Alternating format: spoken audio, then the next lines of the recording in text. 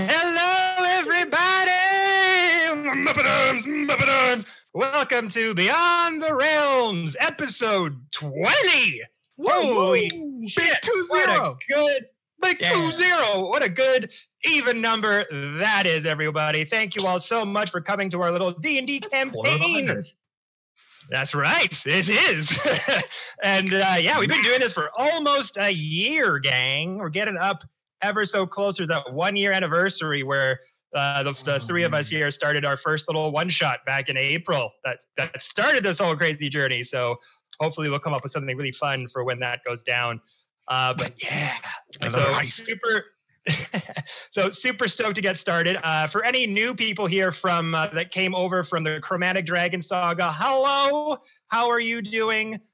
Just to reiterate for the new followers that came in, because we did actually get quite a good little boost of followers after that game. Welcome to Beyond the Realms. This is a homebrew D&D campaign that I created almost over a year now. So this story you're going to witness, it is written by me. It is not out of a campaign book. The NPCs and different regions are related to the canon world of Forgotten Realms in some of the campaign books, but the story we're on, the journey we're on, 100% made up by this idiot. So, so we're going to have a good time. Wow. I actually posted that TikTok just before we started that was like, I couldn't come up with an NPC, so I named him after Ryan George. But guys, I think we're not going to do any announcements right now. I've put a little pause on the giveaways for the one-shot just because I got to start building up that one-shot we did for last month and get that organized. So when I've got my feet kind of more firmly on the ground, we will start doing more giveaways during our break screen, which we usually do every week. But tonight, we're going to take a little bit of a pause on that so we can focus on all the juicy stories that are about to unfold. Well, we've been waiting all week, gang. Nothing else left to say. Oh boy. Except let us dive in to tonight's episode of Beyond the Realms. So, last we left off, the party having come face to face with Zaif, the leader of the Ruined Saints gang. They had thought to maybe have been abolished or disbanded, had secretly somehow wound up in Icewind Dale in the town of Bryn Shander where they had been these past few days. After coming back from Asgard, trying desperately to save their friends from the clutches of Ariel, the Frost Maiden, they made somewhat of a deal with Zaif to an extent. He would give them directions in a way to get to the island in the where Ariel's castle is, in the Sea of Moving Ice, in a castle called Grimscale. But in the trade-off, he wanted to also leave with the Frostbreakers. He wanted to get out of Icewind Dale and go where it was like maybe to Asgard, but just to get the fuck out of this plane. To signify that deal, Mr. Fiend gave them a signet ring of his, very, very dear and personal to him, saying, I will come back for this ring. So the deal was struck, and you all left to meet up with a contact of his, that of a pirate captain that captains a ship called the Ravenous that was currently moored in by a maximum security prison known as the Rebel's End. So you made your way there. Toon and Farrell had transformed into giant eagles, I believe, and everyone got on their backs and set off into the night because currently in Icewind Dale, it is pitch black. The Frost Maiden has put an everlasting winter over this region. The sun, it does not come out. Clouds are dense. It is basically just a never-ending night at this point. Temperatures are sub-zero cold. It is insane. Luckily for the team, they got their Summer Star device that gives them a 30-foot radius to change the weather around them. So, going through the night sky, narrowly escaping an encounter with a massive white dragon, you were able to outrun it, make your way to the Rebel's End. And in doing so, you saw some figures doing somewhat of a supply drop with the Rebel's End near this massive elevator on the side of a cliff that went thousands of feet down next to the Rebel's End. This big, massive complex adjusted to this massive rock near the cliffside in this near the Sea of Moving Ice in Icewind Dale. As you got there, you talked to the back. You said, Zaif sent us. We're here to meet you. And they were cool with it. You said the name Zaif, who has been hiding since the Prince of Frost battle for the better part of the last year. Not many people know that about him. Saying that, you were able to go inside, or able to meet up with them. And as you rest on the platform, you noticed something peculiar. You noticed that with the supply drop that was going on, with the Tabaxis giving supplies and ferrying prisoners over to the Revel's End, another prisoner was being exchanged seemingly for this task. About 4'6" humanoid-looking creature, had a bag over his head, covered in winter's clothes. Weren't really sure who it was. Fiend, being ever so curious, holding the Summer Star device that was able to control the weather, sent forth and used the wind to try to kip up the material over this person's head, trying to see the identity of this person. But unfortunately, the material flapped up just enough to see a bit of the skin color of the neck, which was like a dark green. As has happened, the Tabaxi, there were two of them, twin brothers. One rushed at Fiend, knife to his throat, and said, "Don't you ever do that again." Bam! Second that happened, Toon, seeing this happen, "You're not touching my fucking friend," polymorphed, changed that motherfucker into a real hairless cat, prancing around on the ground. Instantaneously, as this happened, the twin Tabaxi brother that was waiting for you on the lift speared Ramira off the lift, falling thousands of feet down, telling her in your ear, "Teleport with me right now or we're both gonna die." Seemingly all happening lightning quick fast. You agreed. They teleported, puff of smoke, gone. Meanwhile, as is happening with the guards, seeing this happen with their client, they had a standoff with the Frostbreakers, and Fiend specifically, telling him to put the cat down, lay down your arms, stop what you're doing immediately. And Fiend, being used to this kind of confrontation, was a bit too overzealous defending his position, held that cat for a while, till eventually he was convinced to put it down. As he did so, he began to fortify his position a bit. As the Lord's Alliance addressed you, Fiend, saying, "Don't you know who you're talking to?" You replied to them, "Don't you know who you're talking to? We are the Frostbreakers. We helped save the Forgotten Realms. We helped to save the Sword Coast, Baldur's Gate, from the Prince of Frost." And then you said, and I quote, "Friend to Zaif, who they work for," pointing to the pirates. "Keep pointing your weapons at me, and it won't be your godforsaken lives I take. It'll be your souls." And that, everybody, oh God, is where we had left off. My pride was hurt a little bit. With as it should. With me squaring off against the Lord's Alliance guards, as this maximum security prison is in fact an installation, a location of the Lord's Alliance, the governing body of the whole Sword Coast. Yeah. And as we go to our Roll20 screens, I will reveal the current map to you all. Oh no. Oh, well, that's scary. Don't like that.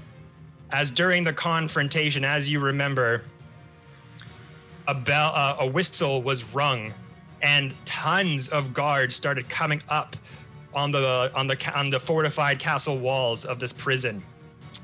Bows drawn, swords out, and it is after the guards hear Fiend say this, with his sword up, ready to make the motion for the arrows to fire. There's a slight pause as he says those words. The guard looks up at the tower. A voice, almost like coming out of a speakerphone, emits right when Fiend finishes saying this. There's maybe a second pause, and the voice goes, "Take them!" And through the parapets on the wall, the arrow slits. Behind the walls, several arrows jettison at all you from complete cover. The arrows start to transform as they make their way towards you and become bolas, multiple ropes with balls at the end of them, and start to swipe around or start to make their way towards you. They are going to get a surprise round of attack and try to hit you. Oh, we don't get even time to say anything. Oh. No. To be fair, we saw Considering that the wall of last archers, time. we weren't ready for combat. I wanted to try and defuse the situation. I feel like there was no diffusing the situation. I was going to try. I have a +10 to deception I'm just saying. for a reason. These, first off, this is going to happen in a couple ways. So these shots are not coming from the archers that are aimed at you. These are coming from behind the wall in the little arrow slits in the towers there and in the wall, kind of on both of those sides. So first, they're going to shoot to try to hit you. So we're going to go through this one by one. So first,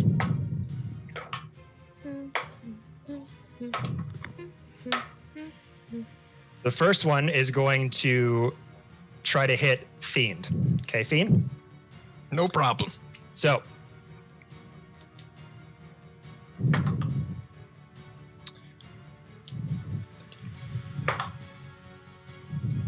uh, 17 to hit. Shield. Shield. Okay. That makes it So a right away. 22.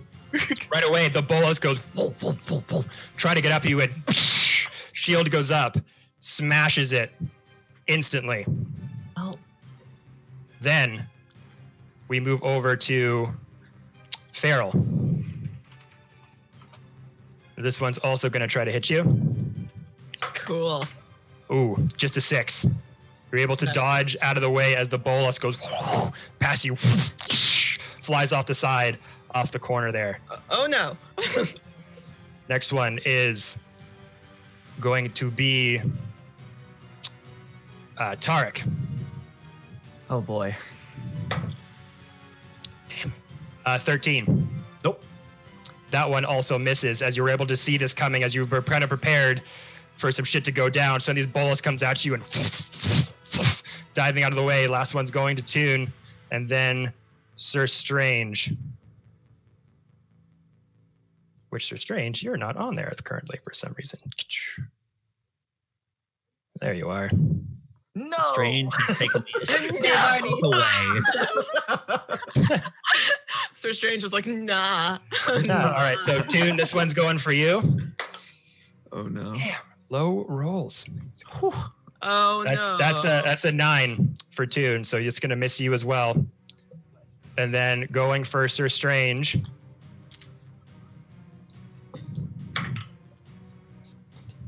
That's a 20. Unnatural. Does that hit you? What do I compare it to again? Your AC. So if it's 20 or under, it will hit you. If it's 20 or over, then it will not hit you. Oh, it hits me. I believe your armor is not that high. Nope. It does. Okay. I need you to make a dexterity saving throw, please. Do. This is great. This is fine. This is fine. This is fine. 5. Oh. 5. Mm-hmm. The bolas wraps around your legs and gets up into your arms. You are restrained. You are considered grappled with the bolas wrapping around you, and the bolas, the big spheres, kind of lock in as they fall on you, and these runes start to glow in a 10-foot radius around you. Sir Strange doesn't even fight it.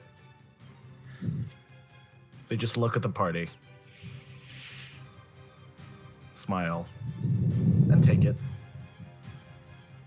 Oh no. I know my place. And this sort of arcane energy starts to glow all around you as they just lock into place. And as this happens, that is their surprise round. Unless somebody has something very, very quick they want to say, we're going to go into initiative. I want to try and reason with them, but I don't think they will listen. Is the I'm problem. gonna say it's a little late for that, if I'm honest. Man, I want to try and diffuse the situation, though. Okay, then try. I really do. Make it quick. Yeah. Just with that happening, Tarek's just gonna step forward with his hands raised and say, "Wait, there has been a mistake. Let me explain." And in your mind, Fiend, you hear, "Fiend, I swear to God, go with everything that I say."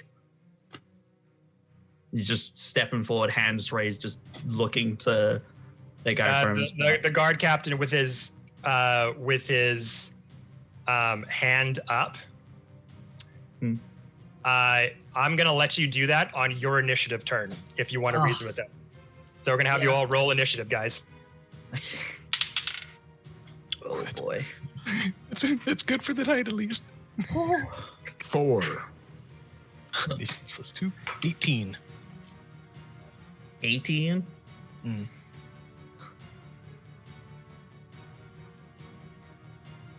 It's a 16 from me. All right, I'm gonna go down the line here with my guys, and then I will get to you guys in a second.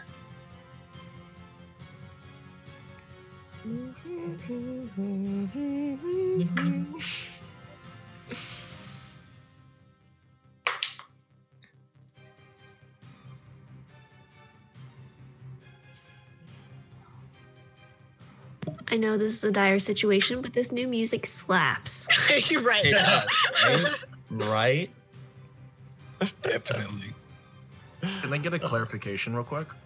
Yes. So with this wrapped around me, can I assume that my aura is also disabled or is still going? Because I'm still conscious, right? You are still conscious. As you see that radiant aura around you, Sir Strange, once those bolas start locked in and start glowing, you notice your aura start to dissipate in light Oh no. That's fine. and go away. Oh no. Wouldn't be the first time. Oh no. Oh no, no, no, no. Okay, so with all that in mind, everyone, 25 to 20. No, 20 to 15. 16. 18.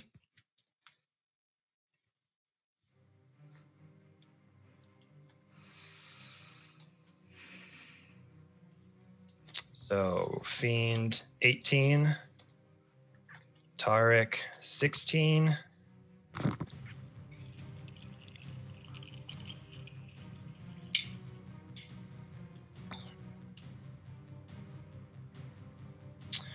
Okay, 15 to 10. 14. 14 for Farrell.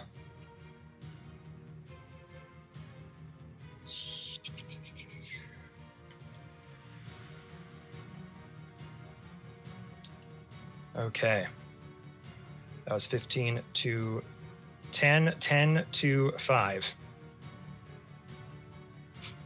Oof, okay.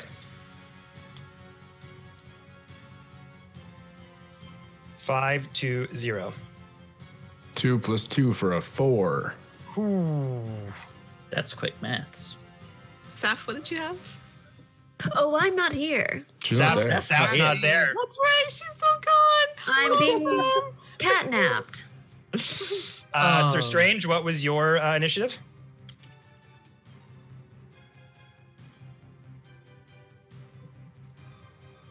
Three. Oh. Oh Okay. no. Okay. Okay, so with all that in mind, the guard captain is going first. Yeah, he is. Got a 20. Oh good. So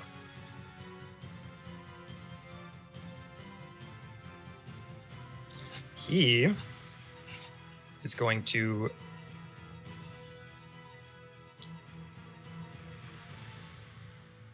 shoot a crossbow dart right at Fiend Oh no. to start. Oof, that's gonna miss. That's an 11. It misses. It misses. He then Those things are dangerous. rushes at you. Oh no. He doesn't have to do that. And he shouts at the team, non-lethal damage! We want them alive! He's going to make 2 attacks with the scimitar. Yikes. Me and Ivy just go, So 22 to hit for the first one. Meets. And that's not going to hit. Okay. So you're going to take 1d6 slashing plus 4 and 4d6 poison. Here is this poison. So the first one, 7 points of damage plus 14 points of poison damage. I will take half that. Okay. And that'll be his move. And after the guard is going to be a group up top on the roof of archers.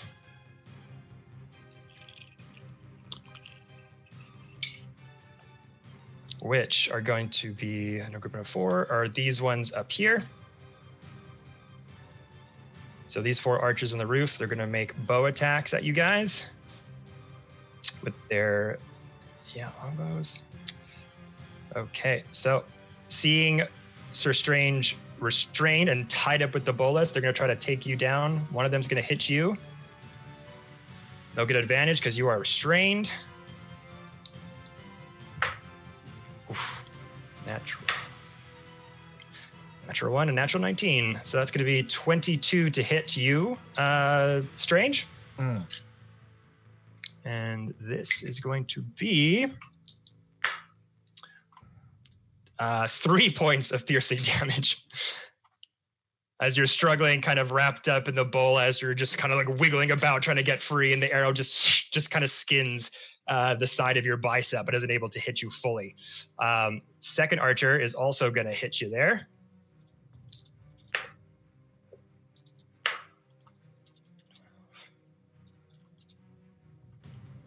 Uh, 15 to hit, which I believe misses.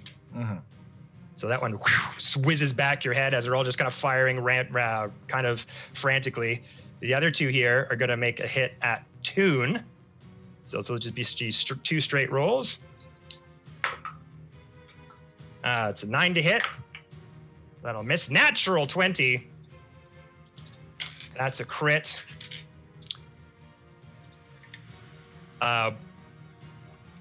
So this will be 1d10.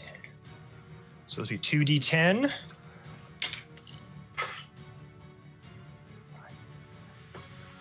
So that's 12 points of piercing damage to you, Toon, as another arrow flies over and hits you in the thigh, in your meaty, hairy, mammoth skin. And I think that's it for the archers there. That was all 4 of them. So after that, we're going to come to Fiend, standing off with the guard captain. As you see scimitar just go, got your shield up as arrows are flying at you. What do you want to do? He like looks back at Tarek and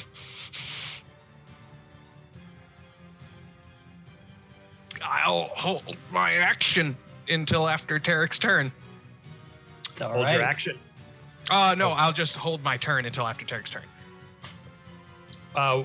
Hold your turn? Do you want to hold your action? Like what do you want to hold exactly? Do you allow people to drop lower in the initiative? We haven't discussed that. Usually it's been if you want to hold hold something, like hold an action, like I want to wait to attack when this thing happens. I want to wait to move when I will kind of give me like a prompt. I will hold my action with a spell that will use my spell slot, even if my spell doesn't get cast. With that in mind. Correct. Yes. So you're holding your action. You're gonna use a spell when Tarek that gives you a signal. I'll say. Correct. Sorry, John. I tried to roll high. I really did. Okay. So we'll do.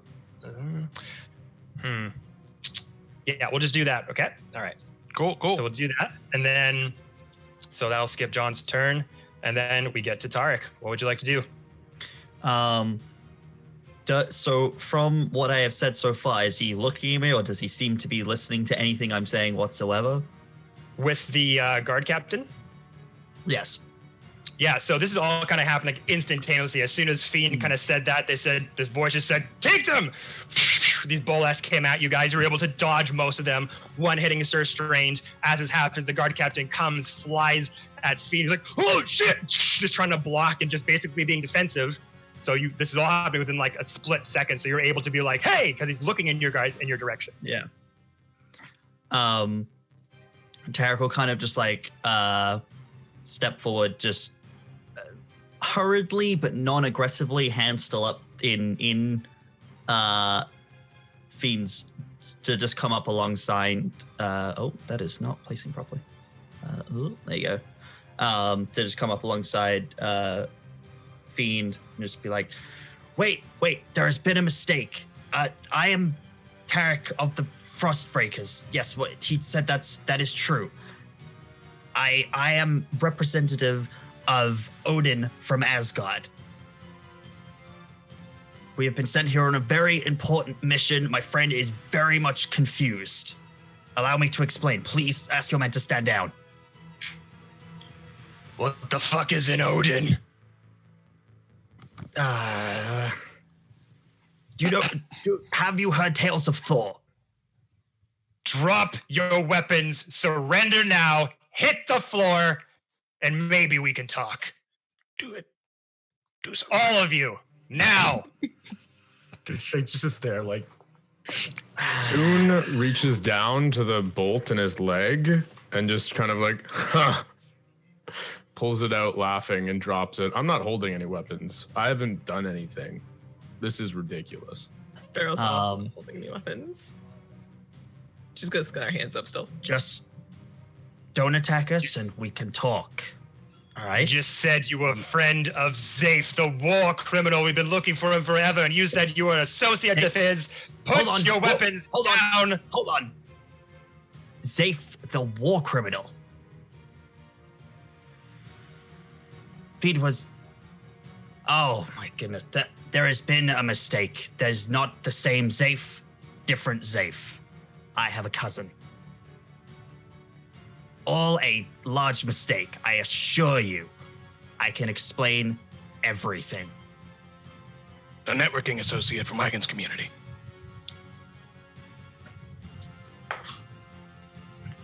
I roll deception? At disadvantage. Yeah, cool. So that was a natural 20. I'm sad that's disadvantage.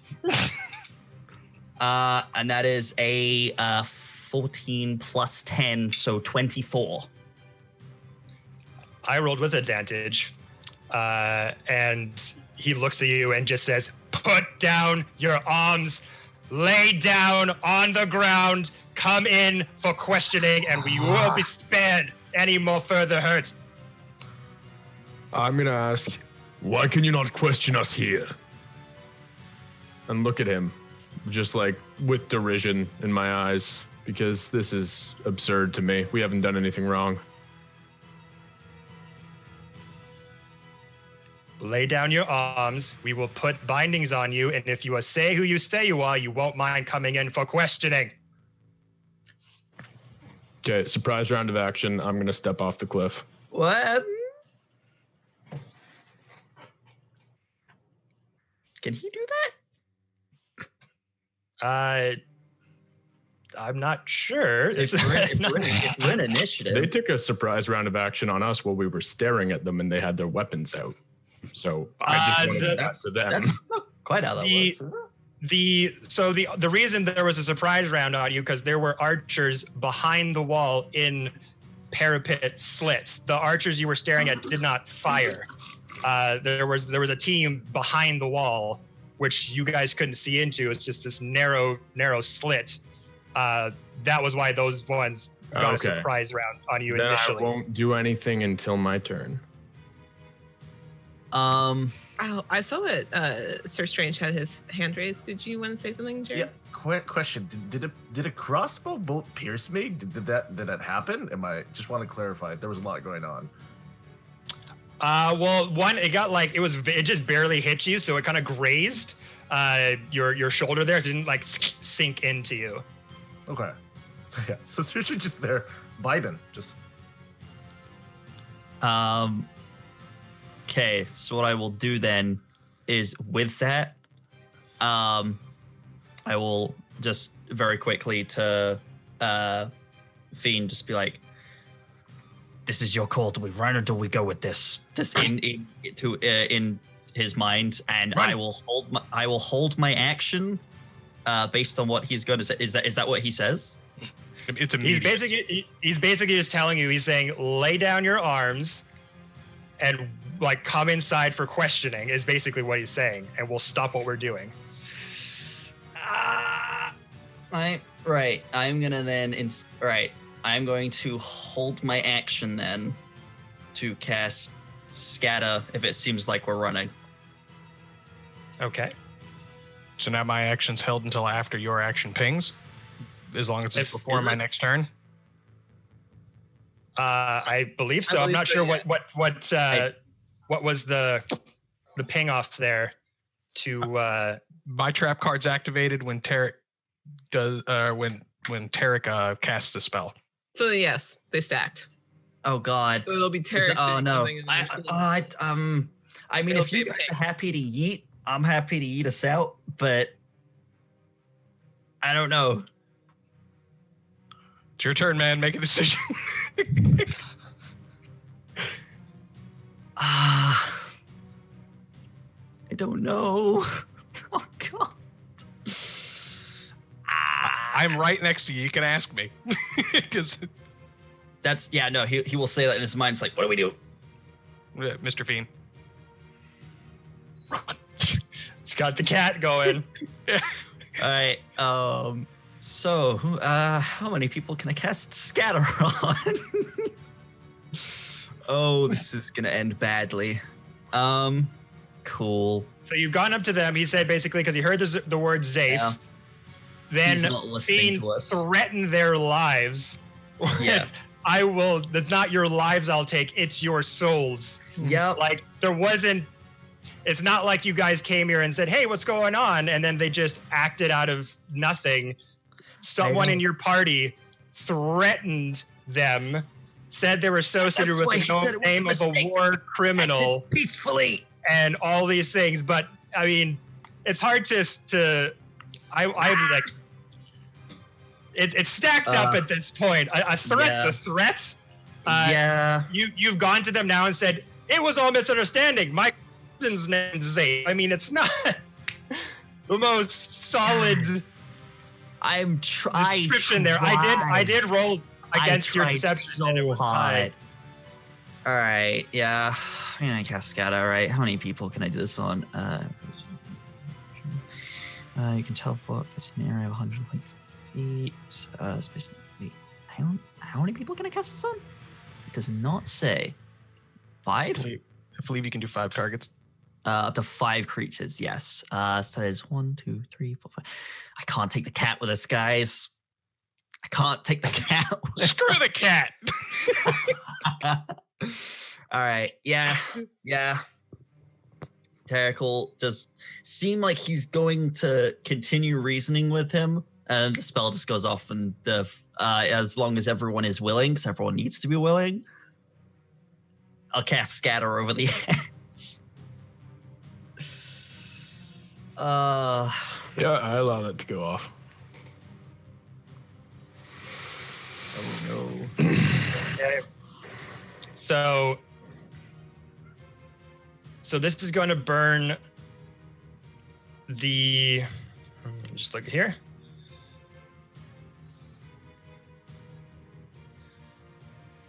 So you go to cast that, Mm-hmm. and then so what? Explain how the spell works. The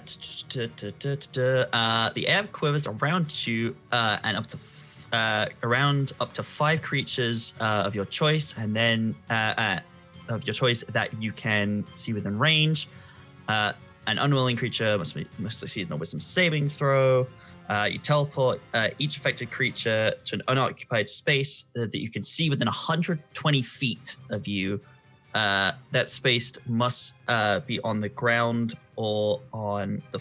oh, no. Crap. Yeah, no. It needs to be on... I can't just teleport you guys into thin air. That's a problem. So I don't know if I can do that. Is the elevator up? True. Is the elevator currently up? The elevator is currently up. It never went down. Cool. I'll teleport us there then. Just all onto the lift and just yeet. Okay. So everyone is on it. So you go to try to scatter.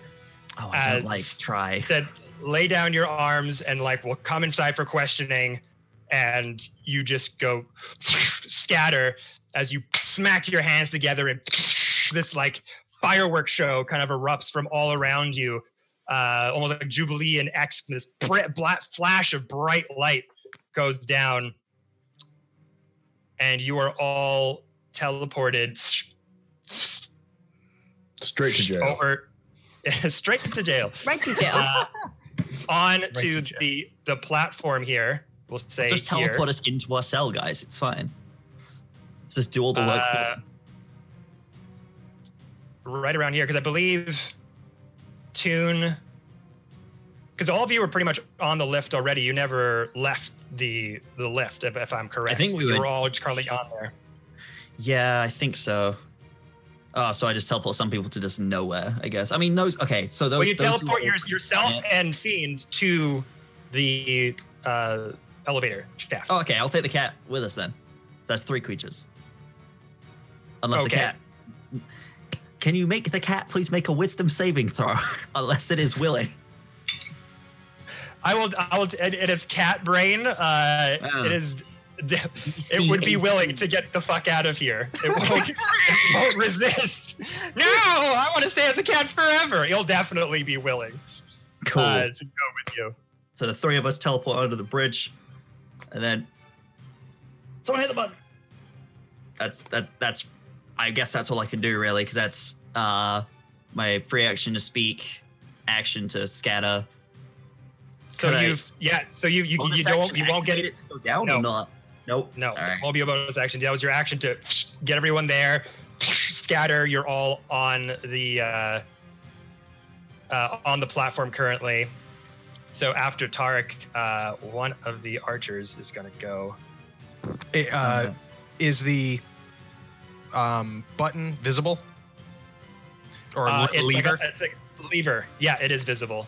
Right. I will cast as the held action, because Tarek casted Scatter, which pings off my spell. Well,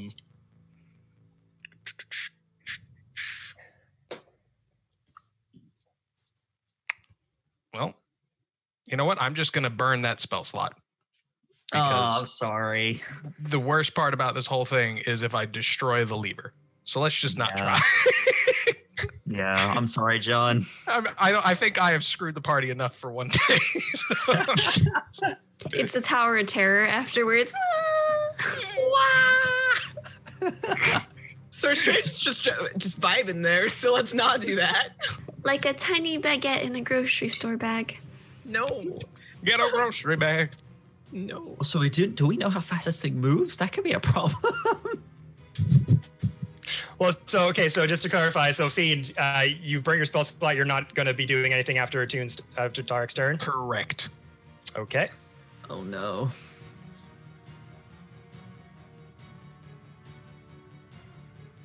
So this gentleman, this archer up here, is going to shoot a shot.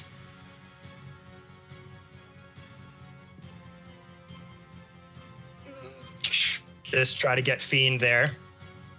Poor Fiend. No. Nah, I deserve it.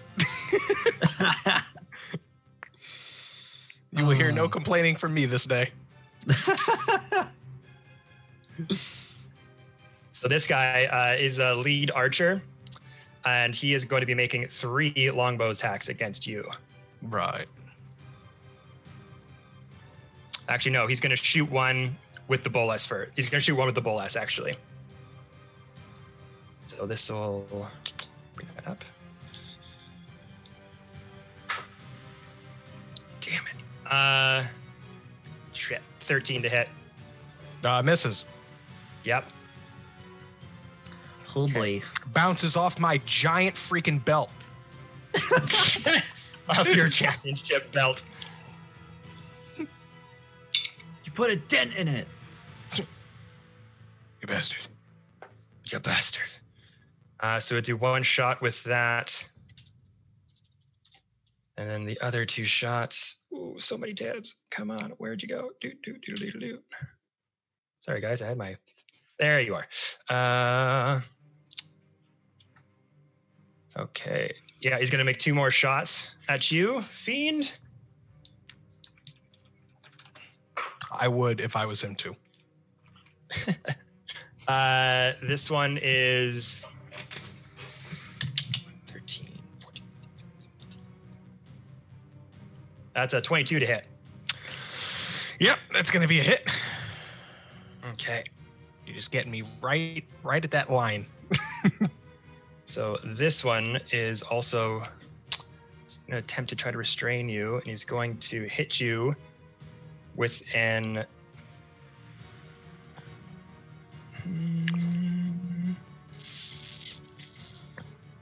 with a entangling goo arrow.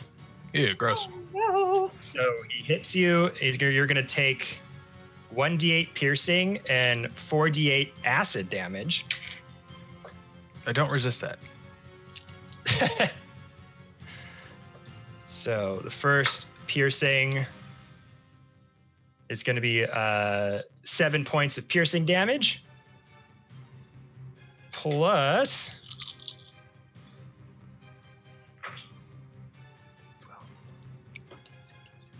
18 points of acid damage as this bolt starts to comes towards you, and just before it hits, it kind of explodes, and this goo, almost like flubber goo, just starts to go onto your chest. It starts to wrap around your arms, and you are considered restrained as this goo just goes to wrap around you, and it becomes tight, and you're just trying to move like, and the acid starts to burn through your armor and onto your skin.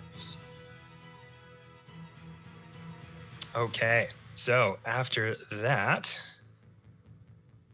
happens. Farrell, you're up. I'm hitting the goddamn lever. Send us down. All right. It starts to go down immediately. You see the top of the Revel's End and the snowy banquette and the building here suddenly just goes as you all start to descend down fairly quickly, as you just all of your hair and all your stuff just goes as this massive structure just goes down and down and down and down. Everybody hold on. Did the guard captain step into the elevator to attack Fiend? He just shoot. He used a scimitar. No, we teleported away from. we teleported away They from were- him. I scattered myself. Yeah, he used scatter and took Fiend, the polymorphed cat, and Tarek off to the left where you all currently were. There's one more shot taken off by the lead archer on the top there, and then Pharaoh went, "Ah!" Pulls the lever, and you go suddenly just scaling down with immense speed. Okay. I want to ready an action as well. Let's see here. How many? Cool. So if there is any guards at the bottom that are like prepared for us or archers, I want to prepare a spell slot that'll burn if there's not. Oh no. Okay. That's fine. So- I've got plenty of them at the bottom. But I'm worried there's somebody at the bottom, so. start going down massively at like 1,000% speed. And you're just holding on as the wind is whipping at you. Any like nearby snow is just flying. As you're going down, you see a couple of guards that are kind of looking down as their heads just get smaller and smaller and smaller. Making sure he doesn't fall off. Somebody holds her strain. She's just vibing in a straight jacket. Just wrapped up. The entire time. But eventually, the ground beneath you starts to get more and more into view as the pirate ship starts to come more and more like bigger and bigger in size as you going down to that lower level. It takes about a minute or two. Immediately you look down, there doesn't appear to be any guards at all down there. They were all up on at the top of the cliffside already, just helping do that last sort of supply chain as you went down there. Okay, I bring that spell slot, but I'm fine with that. Okay. So after like a couple of minutes or two going down with immense speed, the guards are all up there just like talking amongst themselves, and they're not sure what to do. It's just become tiny as you go down this 1,000-foot drop on the cliffside shaft. And if there's no other shafts, there's no other elevators, you kind of took the only way down. And you see them kind of like all overlooking and going down, and then they just kind of like all instinctively just run back towards the Revel's End. But after a minute or two, you come to the bottom of the cliffside with the whole structure just shaking immensely as you all kind of take your ground and hold on. But you do see the pirate ship there, and it looks like the ramp is still up there. Are we still in initiative? Yeah. So far. Yes. All right. So what would you like to do? Ready to Just run. come down on the bottom of the elevator shaft there. I would like to couple casting Dispel Magic on the bolas that are wrapped around Strange while I take an action to try and unrestrain him from the ropes and that he's tangled in. Okay, so are you using Dispel Magic first? Yeah, because an aura went out that seemed to nullify his magical capabilities and looked by its very nature quite magic. So I would try to just cast Dispel Magic while pulling it apart. You go, Toon. Sure. Are you kind of taking a couple steps back as you do the dispel? If there's room on the elevator, then yeah, because I saw the 10-foot radius around him that seemed to. Yeah. I will step out of the way if I'm in your way. All right. So you kind of go back and you're like, everyone step back. Go to Dispel Magic on the bolas, and it does in fact the runes on it go start to the light starts to come down and it's not glowing anymore. So I'm gonna go over to assist Sir Strange and sort of, those filthy heathens, they don't belong in these lands, and start pulling the bolas apart and off of him. I appreciate it. Okay. Make a strength check. Oh. That's going to be a 14 plus 2 for a 16. 16. Yeah, you go to them and you go over the rune de-glow. You go, let me take care of that for you. And you just rip the thick rope around it and just take it off him and toss it to the side. Or did you want to keep the bolas for yourself? No, I discard them. Just toss them to the side. Okay. Disdainfully. Disdain. Okay, so yeah, you're able to rip it off, throw it off to the side. Sir Strange, you are free once again. Woo! You notice that your radius and your aura start to glow back up. Yeah, and just a reminder then, that means all of my auras are active again. So let's see. Is it a 10-foot radius for your auras? Let's see. Yeah, 10 feet. Check features and traits real quick. Yeah, 10 feet. Okay. Yep. So I got that radius on you there, so everyone can see, hopefully. Mhm. Okay. Got it. So as Toon goes and chucks off the bolas, what would you like to do? Oh, me? Well, all of you. You've all come down to the bottom of the elevator you are shaft, next to initiative. ripped off the bolas, tossed them away. You are next to initiative too after Toon. Do we have is the cat with us? Yes. Yes, the cat. They came through. teleported. They teleported with the little cat family that's on the elevator now. Just So I like believe staying down. Fiend is still covered in flubber. Yeah. Yeah, I he still like- has I like the goo around him. I like to think I'm holding Fiend's collar with one hand to make sure he doesn't fall off, and then I'm holding the scruff of the cat with the other. Is it scruff if they don't have fur? I don't know. Was there fur on it when we turned them into a cat? It was a hairless cat. Yeah, specifically. Okay, cool. I guess they have a scruff. It's just wrinkly skin though. I'm holding it. Like by the neck weenus. Yes. Oh my god. What? A Neck nweenus. weenus.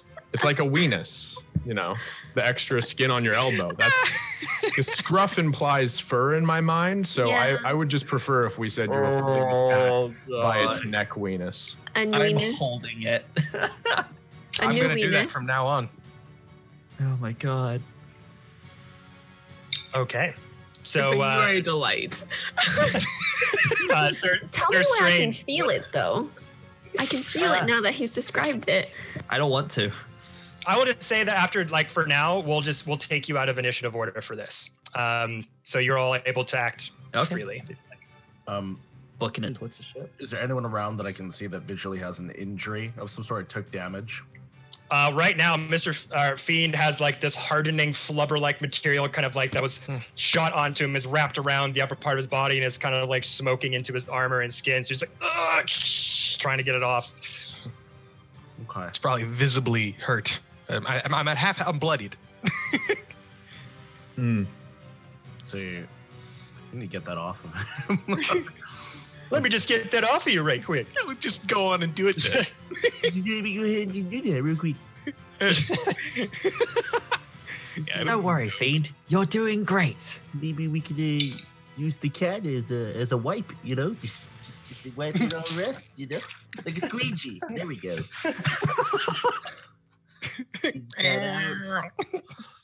Don't know. Never participated in a hostage situation before. Don't know what to do with hostages, but okay.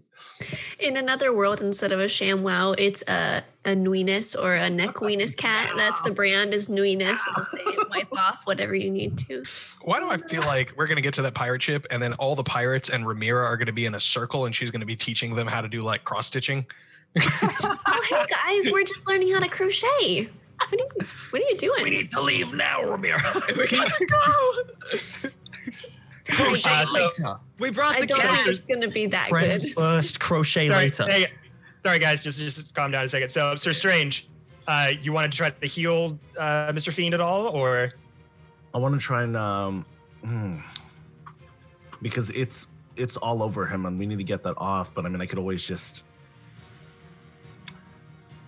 I don't know like this. I want to try and do lay on You hands. can see that the goo is like kind of hardening around him, so you could probably surmise that like you could maybe like try to hit it and crack it off of him. You could try to heal him like for all the damage he's been hurt from the acid, but it's Just it's don't up make to it you. look like you're attacking him, or I might have to turn you into a cat. I love how protective it's- Toon is. I'm ready. It's I'm surprise ready. action, jump off a cliff. People were talking. It seemed like a good move. See, I don't know. Do we have any to wipe that acid off, or the way to take it off? Do any of you guys got anything? I do not. I'll have Dispel Magic once it's my turn. Well, if it's free action right now, then I would like attempt to cast Dispel Magic on the goo. Can I dispel the goo? Dispel the goo. The goo itself isn't Be goo. magical per se. It's more like a alchemical sort of physical thing. And it's an acid, so we need a base. Is there any baking soda or flour around? No? Damn it. I left all my baking soda at home. I'm sorry. In that case, I'm going to start trying to crack off chunks of goo with my hands. If it's hardening, maybe one of you could turn me into a field mouse. Maybe it won't go with me. But I have pickles. That is true. Pickle solves all. And that pickle could turn me into a field mouse. It could turn you into a sheep. It could also make this worse. Quick question. Now that we're doing this, is there anyone on the ship? Are we just... I was like, how far are we? Right now, the ship is currently moored. You look down at the ship, and you don't see anyone on the top part of it currently. Just seems to be still moored there, with the rampway kind of leading towards it. Go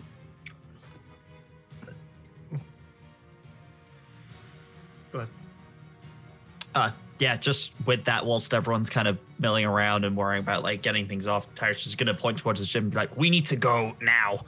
We need to get over there and leave before they get down We here." never should have come here. This was folly. And I'm gonna start making I strength checks agree. to break off chunks of goo. That's an 8. John. So yeah, it was John was next in the talking order there. So John, what would you want to say? Can you all get me off of this elevator real quick, considering I can't move? I want to make sure it doesn't go back up. Could be very dangerous if I'm on it, though. Thank you kindly. Mr. Bean just kind of like looks up and tries to get a gauge of where the device is that moves the elevator. The device, there was a lever off to the side, with these two giant cables that are like through these giant winches that are like going up towards the top of the cliffside. Good, yes. He casts Disintegrate on the right side of the elevator's wall. Well, your arms are currently restrained. But restrained Oh, still but allows me to cast that's spell. right. No, that's true. Yeah. Also, So I'm you a can just warcaster. integrate- My hands can be busy and I can still cast. Hey, there you go. So you go to cast Disintegrate on the winch, on like the winding rope. on the winding rope winch. It's like a 10-foot cube that it will just delete off of Just any going like, before we non-magical go, yeah. those Disintegrate eyes start going, and you hit the rope winch, and it just literally disintegrates as like bits of ash just start falling down from the cliffside as the rope just starts to come down. Griffin, what did you want to do there? Now we can go. Sorry, I was just going to attempt to make a strength check to break off some of the goo that was on Fiend. Yeah, sure, man. What did you roll? Shittily. I got like an 8. Oh. An 8, yeah. So actually, you're going up to it and trying to peel off kind of like what's becoming this like hardened sap-like material, and it's just like not coming off at the moment. But it looks crystalline enough that maybe you could like try to punch it and hit him off of him, crack it off of him. But that's up to you if you'd like to do that. No, I'll just continue trying to struggle with it, like making sure that I don't accidentally cause him harm. Okay. Are you guys going towards the boat at this point, or are you just trying to look up and make sure no one's leading coming the to you? way. He's just like, we gotta go, and it's just leading the way towards the ship, or a full pelt. Okay, so you guys are all making your way towards the ship. As Tune is trying to get... Yeah, I'll I'm be dragging Bean, and then you guys can be tearing it off. I'm like, Yeah, I'm gonna see if I can help Tune try to get this game off of Fiend. Oh, I've seen this scene from The Mummy. so yeah, I don't like nah. strength. Even though I'm not a strong person, I'll still try to help Tune. Yeah, that's a 12. 12 to hit the goo. Yeah, like I'm just trying to get it off of Fiend. That's my Okay. strength, Kevin. Just get caught in the mouth by a feral fist. Oh! I don't know. He might appreciate it after what he's It done. Oh well, Punches it you for doesn't no have reason. doesn't have a high AC. It is goo. So you do hit it. Great. As you see Griffin, as you see Tune trying to like rip off this like hardened sap off of him. He's like, I can't get it off. You're just like, move out of the way. I'll hit Just him. smash Boo. it. How much damage do you do? I guess it's just an unarmed strike, right? So That's what you want to do, yeah. yeah, I guess. So it's a 16 in damage. 16? Yeah, so you go up to him and just say, just hold on! And like the adhesive was enough to stick to him, but just smacking it super hard right in the chest, it starts to brittle it off, and it comes off in layers and peels, and yeah, so you got it off him. Cool. Teamwork. I'm still holding him, so can I use my lay on hands to heal him from what damage he sustained? How much damage did you take? 40.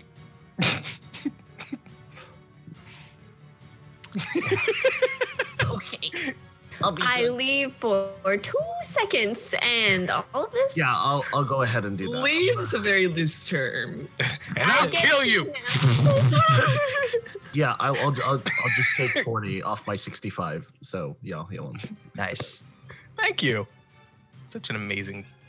So all this is happening kind of in a timely fashion as you get off the ground level, the other fish shaft. It's like, we gotta get out of here!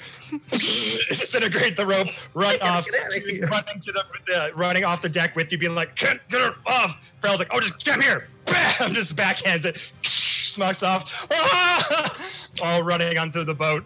That tracks, actually, yeah. It was probably backhands, not gonna lie. Get to the ship! Okay, so as you get to the ship, I'm going to switch over the map over here. Ship cam. We're going to wanted criminals after this. It's gonna be great. Yeah, but they don't take photography or anything like that, so hopefully it's about as good as like the One Piece.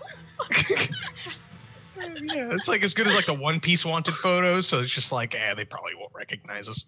You say that, but they still get recognized. That is true. Like this is not a good thing to base that off of. That is true. All right, so you're all on the boat now? We were walking up to it. If we can get on the boat, I'm sure we will. Tarek's running straight on. Get on to that dock. There's no it's not, there's like a 10-foot climb up there to get up onto the boat. So I'll have you all just roll a quick athletics checks just so you can go like get on the side hull and just start crawling up there. Whew. Nice. My athletics good. I hope so. That's plus 2. 21. 21, okay.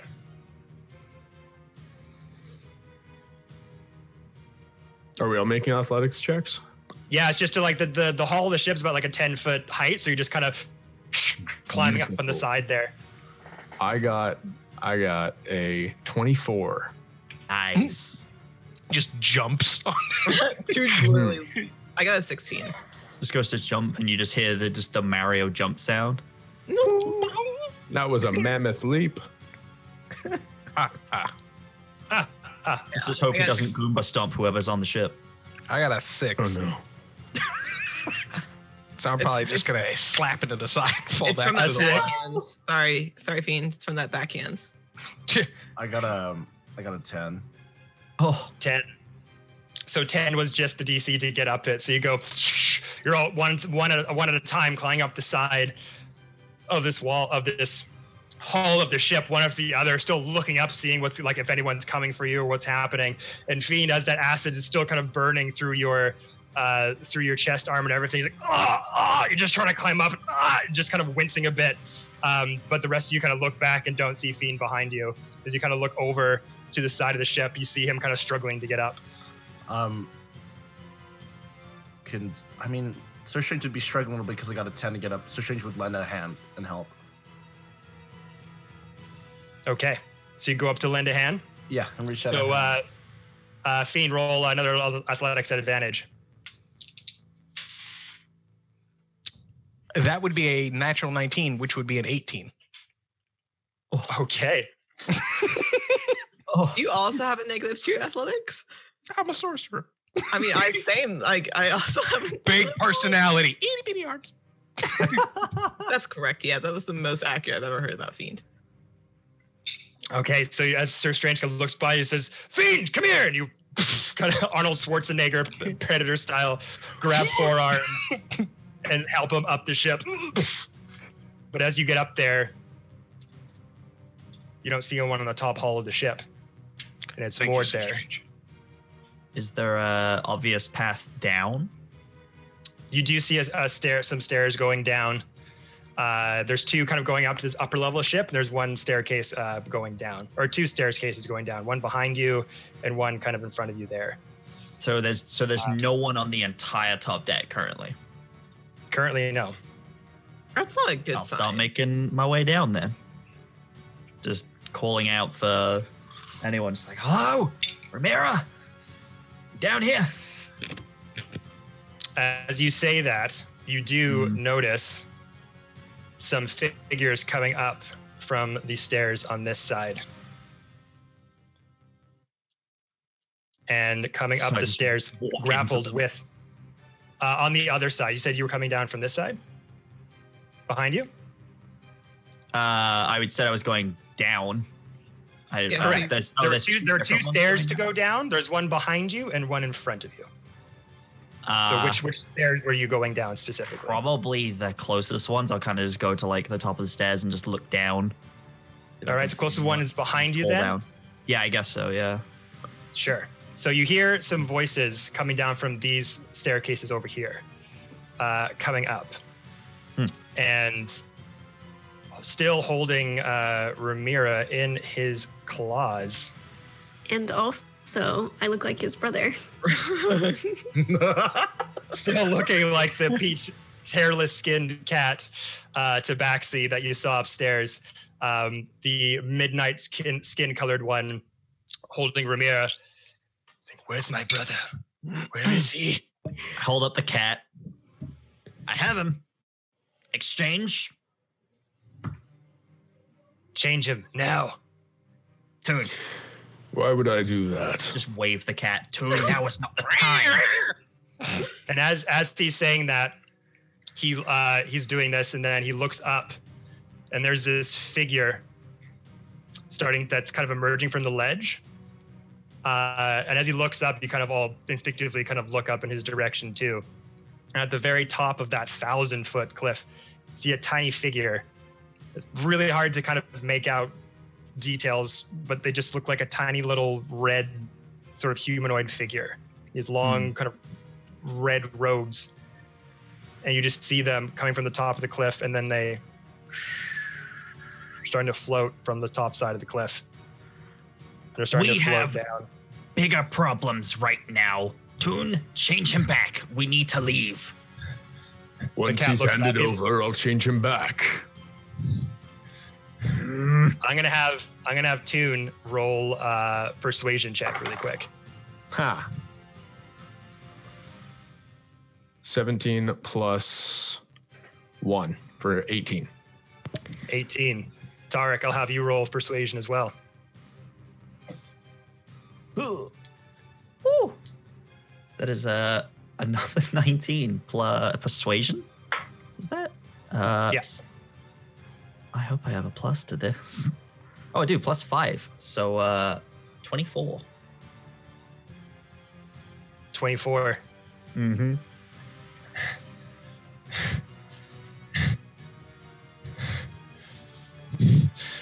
Fine. We're on the same side here. Let's go over Mira. As soon as he lets go of Ramira and pushes her towards us, then I'll drop the polymorph spell and break concentration on that. I let go of the cat. Okay. So And I you let change go back of the into cat, myself. and you changed back into yourself. Oh shoot! What's going on here? Do-do-do-do-do. And if you don't believe us that we have bigger problems, your brother will tell you. Oh my god, he's huge. Giant cat. Toon, I Oh, said did that. unpolymorph, Change not it in back.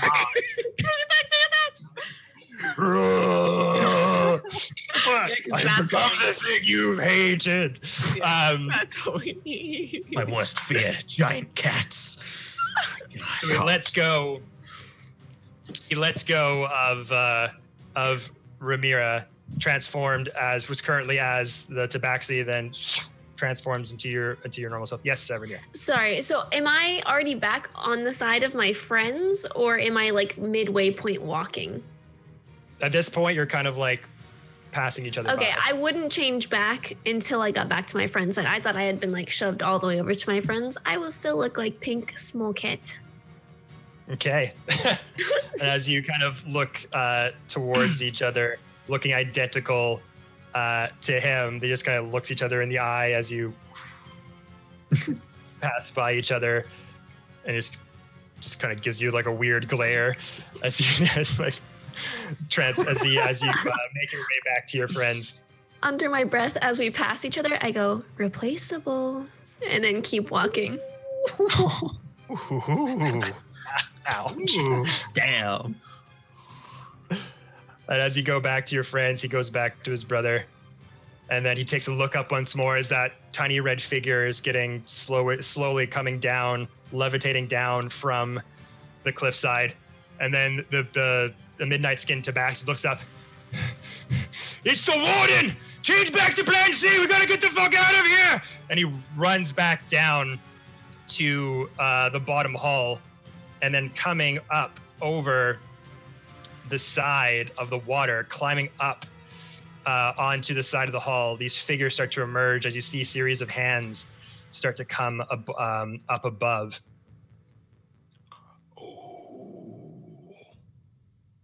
Oh, hello.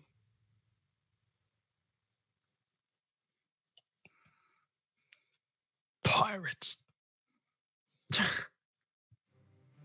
Up above from below the water on the other side, and they start to get up.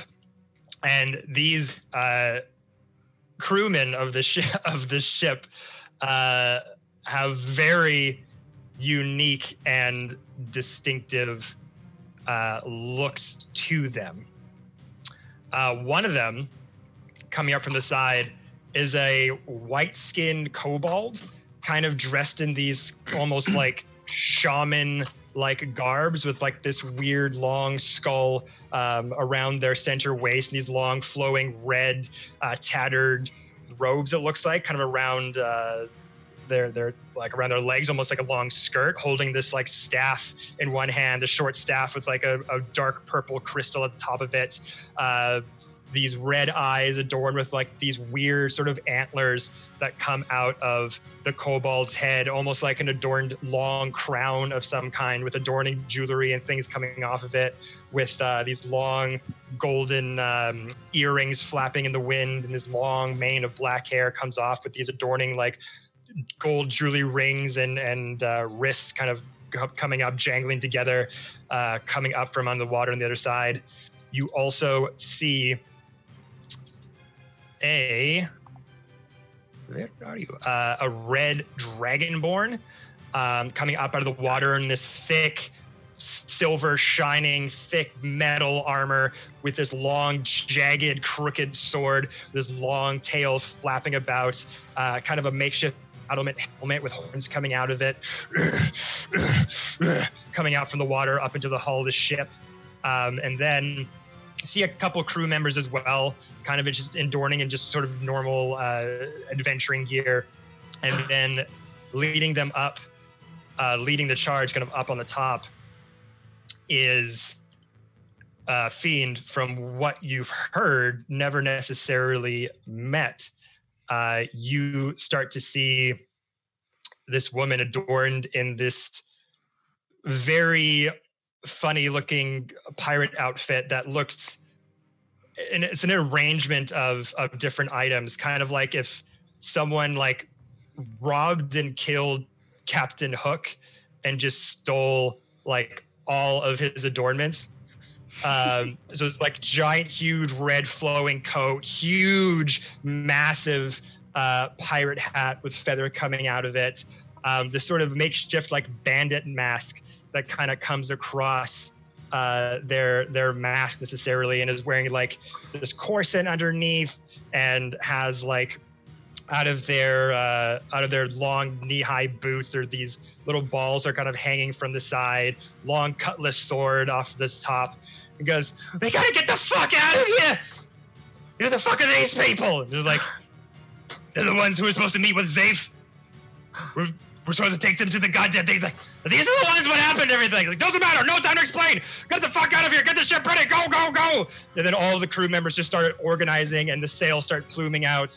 And the kobold, oh, that's my camera. The kobold in all of those weird shaman-looking adornments, kind of takes into his jacket, has this purple orb that starts to glow, concentrates, and this massive purple energy field starts to come from across the back end of the ship, and these makeshift propellers just start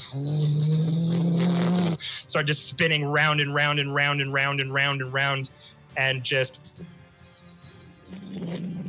the ship just starts to rocket itself out of the moored deck. It starts making its way forward into the sea of moving ice as the front part of the ship starts to bash against various icebergs and frozen rocks in the sea, as the front of the ship has this massive kind of brass metal adornment on it that's able to kind of spearhead its way through rocky terrain.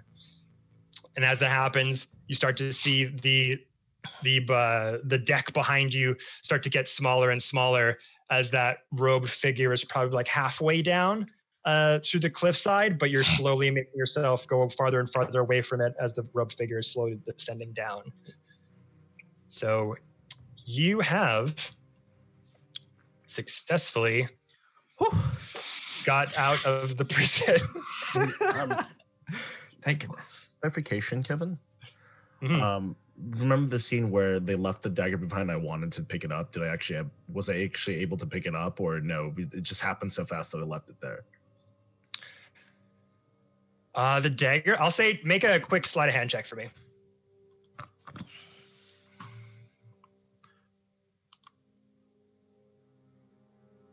$15. 15. I'll say that as the polymorph happened, that his body kind of like flung kind of forward as the action happened, and the dagger was holding it kind of fell forward in front of you enough to kind of scoop up and pick it up. You won't know exactly what it does necessarily right off the bat, but you can put that you have this dagger in your inventory. I disliked the look on your face. You're like, That's scary. And as the crewmen are kind of all doing their different jobs in the ship, and the cliffside gets farther and farther away from you as you make your way into the sea of moving ice, with the ship captain just kind of looking at you and looking at it, the Tabaxi twins beside them either side. I think here's where we're going to take our break. So, a little bit of an earlier break there, everybody. After that heralding escape from the Revel's End. Good job, everyone. Those had low rolls on those bolas, man. Oh my god, yeah. But yeah, everyone. So we'll take like a quick 10-15 minute break here, and then we'll come back and see what the adventure takes us. So thanks, everyone. We'll be right back as we get some drinks, stretch the legs. You're not in. You didn't. It didn't happen. You're good. You escaped. Scatter, everyone. It's fine. It's fine. That is so good. I don't know where Jordy is. I wonder if Jordy could hear us, because sometimes I end things early and he doesn't happen. Hey, pardon me. I said at the start of the show we were not going to be doing a giveaway today. Hey.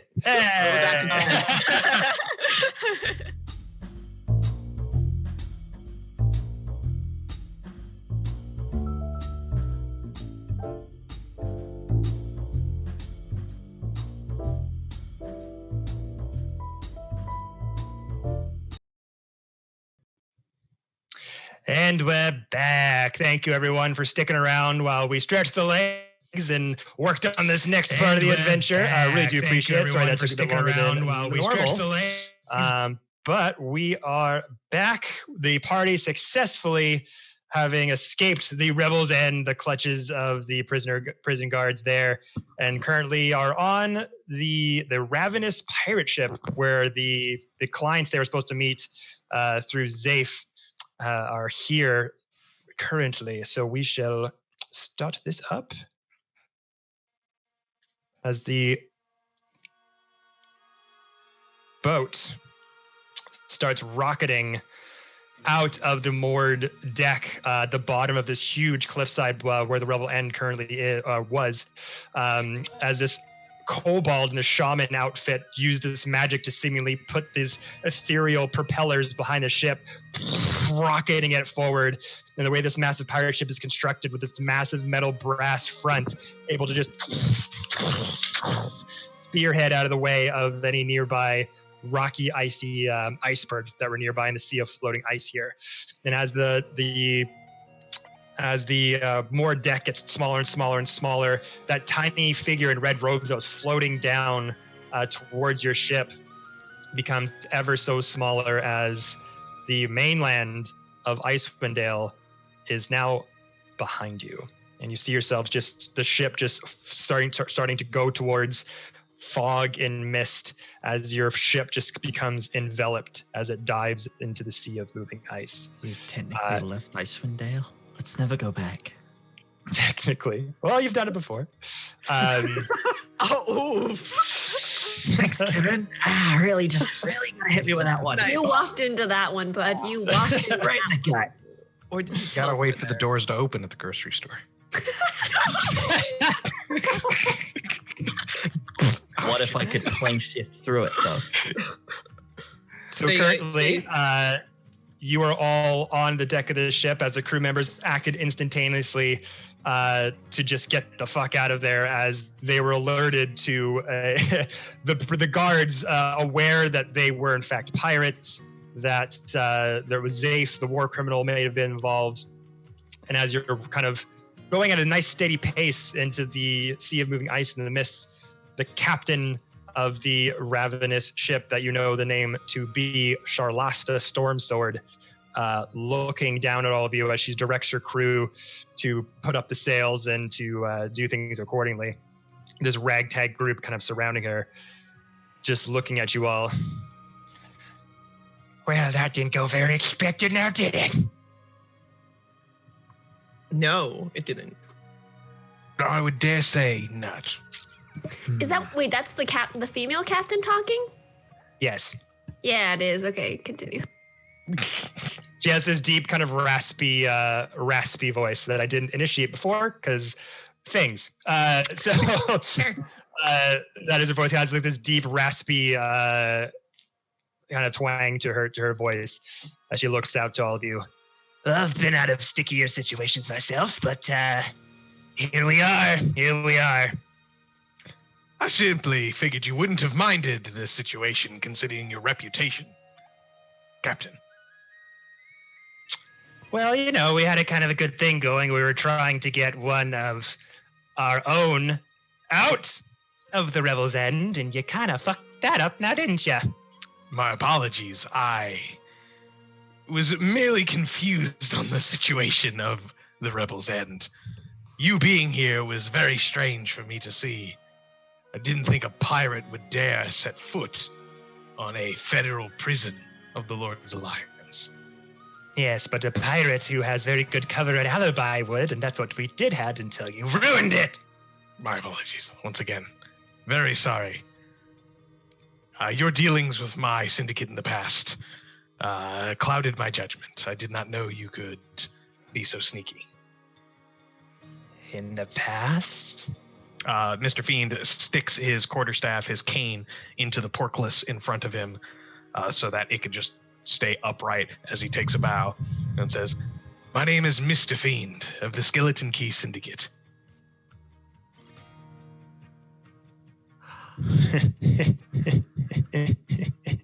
She starts chuckling to herself and laughing.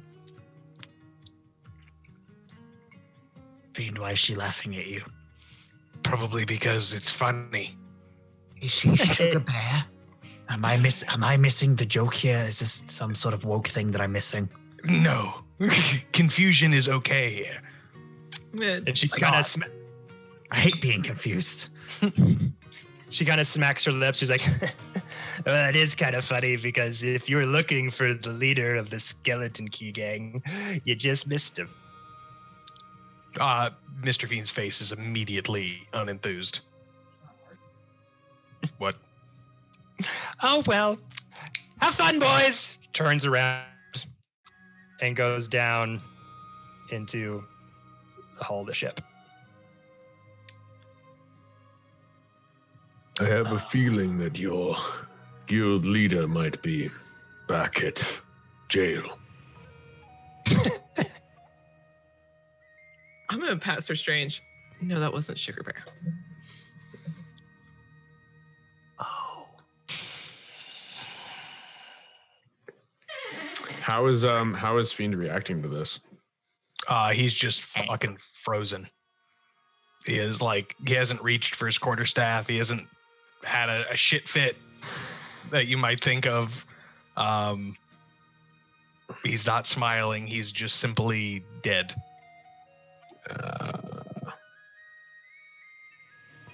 I'll just turn to Ramira and be like, "Are you all right? What happened?"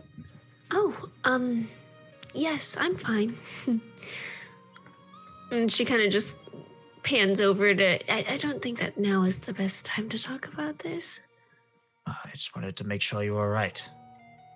She just kind of. You didn't know where you went. I didn't know where I went either. And she kind of just pats him on the shoulder. I'm okay. Everything's fine. Right. Just, yeah. I'm glad to see you safe. Thank you. And thank you, Toon, for making that most generous exchange. I bow graciously and sort of just pet her on the head with my trunk.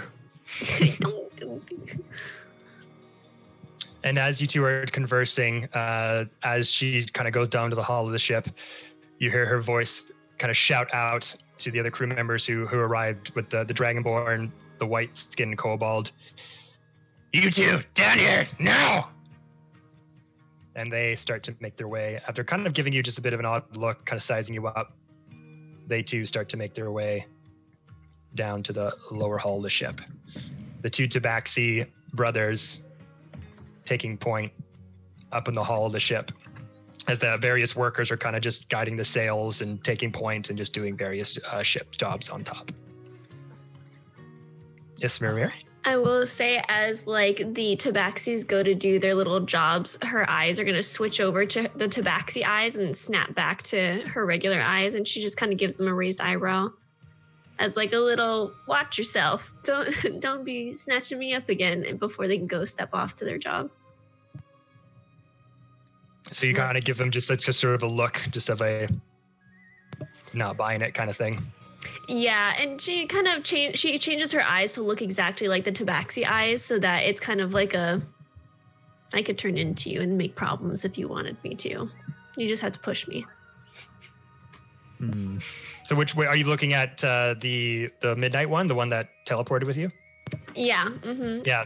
So they did kind of notice that look, and they're just kind of seeing you, just locking eyes, not looking away or anything, and Yeah, just kind she of wouldn't either. There's this kind of weird show of respect for the two of you, the two of you kind of sloughing around, and he's just looking at you like, all right. Sorry, who wanted to speak next? I did. I'm just gonna kind of reach out and poke Fiend's elbow just very slightly as he's not moving. Fiend. You can see he's muttering things in his... Fiend. Wave a hand in front of his face. Yes. You okay? I don't know. Would you like to talk about it? I'd like to talk to her. Are you gonna kill her or? No, I don't know what she means by the comment she made. Did you end on bad terms? Did you leave on bad terms with your organization, or did you just leave? Not sure. Okay. I don't know what she means. If he's back at that prison. If he is, are we going to have to go back for him? I don't know yet. Cool. I need more information. I guess keep us updated. Is anyone hurt, by the way, in the party right now? My leg is bleeding. Awesome. I'm gonna fix that. I'm gonna just like kind of step away from Fiend. If you need something, You normally sense some sort of like aura of emotion or some sort of like hidden thing right? going on. It's nothing. It's like there was no room temperature. It was perfect room temperature around him. You couldn't feel anything. Right. That's why she's a little like, okay, cool. I'm going to take a step back and let him process. Well, Ramira comes over to Toon to like ministrate and like patch his leg up. I'm gonna turn to Fiend, and I don't mean to overstep our boundaries, but is this a family matter? Fiend smiles at the word family. Yes, it is a family matter. Is it your papa? I kind of give you a sharp look, Ramira. I'm like, we have to be careful with him. She's like bandaging, and then as you look down, she's like, oh. It's many people's papa. I'm not concerned overly much about the emotional state of many people at this moment, but yours is a high priority to me. Now, if it's getting him free, there may be ways we could go about that, but without doubt, we need more information first. Perhaps we take a walk downstairs. Yes, I do believe we should. However, get some rest first. I don't want to cause trouble where trouble doesn't need to be caused quite yet. I healed Toon for 8 hit points, but how many are you down? I was down 12. Okay, so we're close. Also, in character, are we going to have a conversation with the captain, or did Zafe just kind of tell her what we need, or are we just going to sit in silence? She mentioned... Sorry, go ahead. She hasn't asked any questions, so it seems she knows what she's doing. These types of people don't tend to ask questions so long as they're getting paid. Doesn't matter to them. I suppose I just like to know the boundaries of what our contracts are entailing, especially since people like this don't like to ask questions so that there are less loopholes for the other person.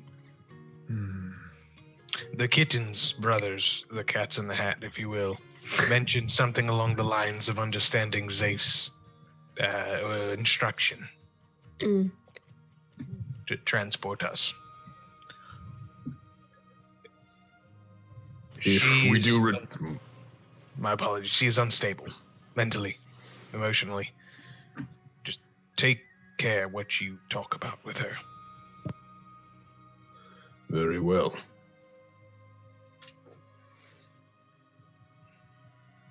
If there's no one barring the way below deck, then I think that I would sort of look to see if people are coming with me, but probably head down there to like address the captain, discover what our heading is, and if possible, like try and glean more information from them about who it is they were referring to before.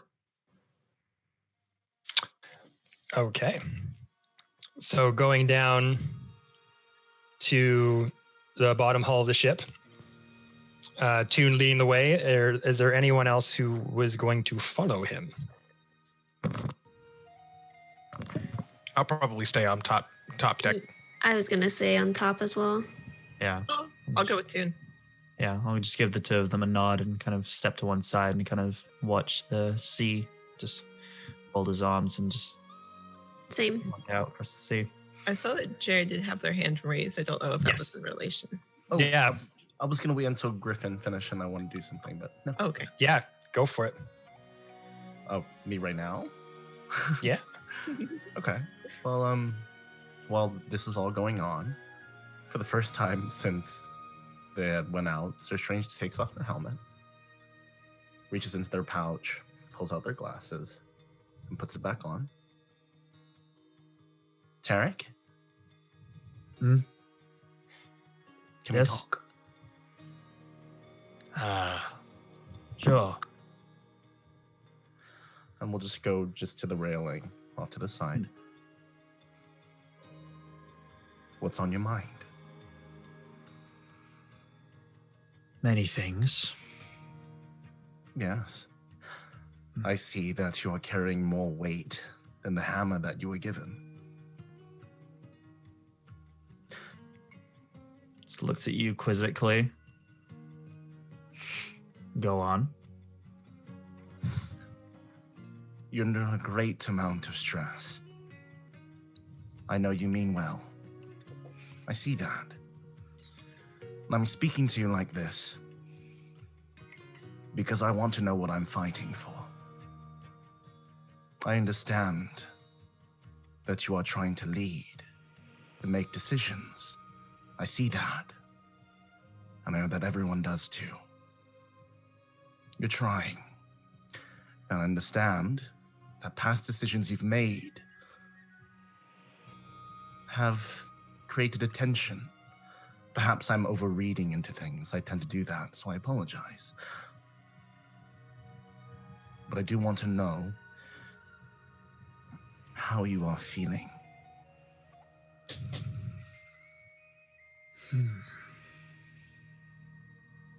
Kind of takes a moment, kind of a little unsure what to say at first. I'm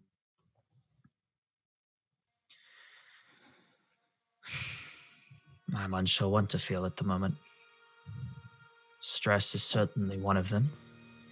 Trying to keep everyone alive. And even then, I'm unsure if I'm making the right decisions. I thought perhaps transporting us all to Asgard would be a good thing. But I have only made situations worse. Our situation has only developed further. And it seems I'm unsure if it was the right thing to do. But I'm trying to make amends for that decision.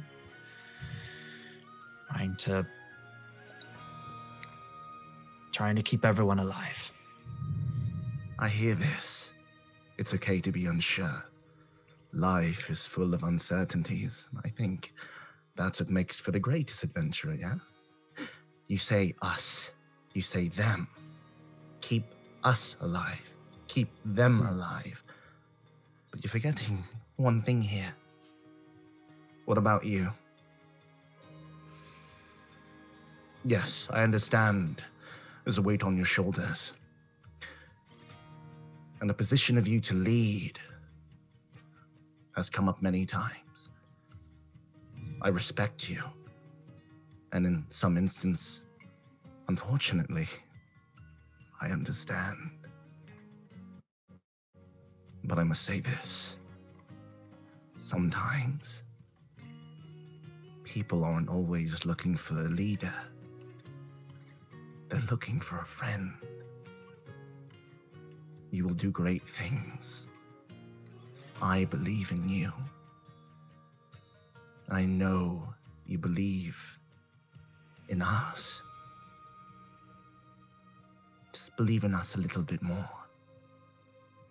We are, without a doubt, entering a path of collision.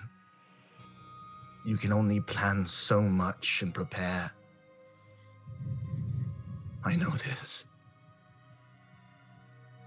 How do you think I lost anyone I've cared about? My party. Prepare. But also keep in mind that you can only do so much. I'm proud of you. Just keep going, yeah? But don't push yourself too much.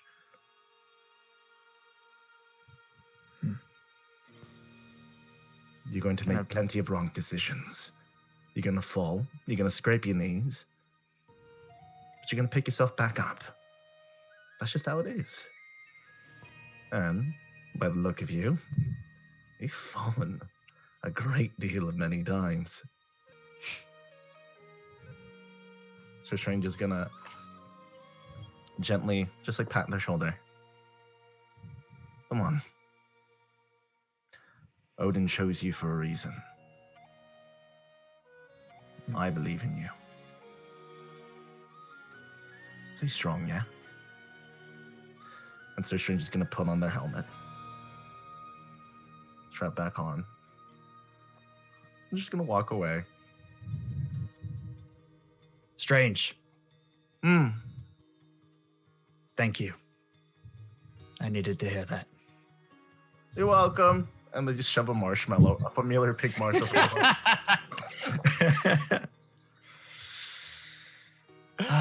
Okay. So, with that conversation having been had, Toon, Tarek, and Farrell, you wanted to go to the bottom hall of the ship? I think it was just me and Toon. Yeah, it was Just just you the two? I gave them a nod as they went, and then went over to the side. Okay. I was about to say, let's take the 2 druids and we'll just throw them in the ship hole with the captain. Yes, Ramira. Just a thing after they're done putting my place mark. Yeah, this can all be happening at the same time. Cool. Mhm. Oh, you want me to go now? Yeah, go for it. Okay, I didn't want to like cut in front of No, everyone. it's all good. We're sorry. still we're trying a new thing with talking. It's fine. Yeah. We're getting Wait, used to it. you It's know, all good. we'll get used to it. It's cool. I think the only thing, it's a small thing, is Ramira will kind of find an edge of the ship away from as many people as possible. And she just kind of walks over to the edge, clutches on to like the hand railing, and just sits there for a while and is very quiet, and nothing is really happening. And her breathing just goes from very calm and steady to quick in and outs of and as she does, she then eventually just kind of like lulls into a quick state of calming herself, and then grips the bow even harder, and then just kind of swallows everything down. Her eyes are welling up with tears, and then she just gently pushes it all back, and then takes in one deep breath, and then just kind of releases the bow of the boat, and then tries to go find a place to sit, or do something in general to busy herself. But she just needed to take like a moment for all of that to happen. And that's it. Yeah, for sure. After that ordeal. And then one last thing, Fiend, you currently have the Summer Star, correct? Correct. Okay, so I put that radius around you, so that'll be your radius of being consumed in warm weather, as the icy conditions are still very much apparent in your surroundings here. But after that, you kind of Sir Strange has this conversation with Tarek.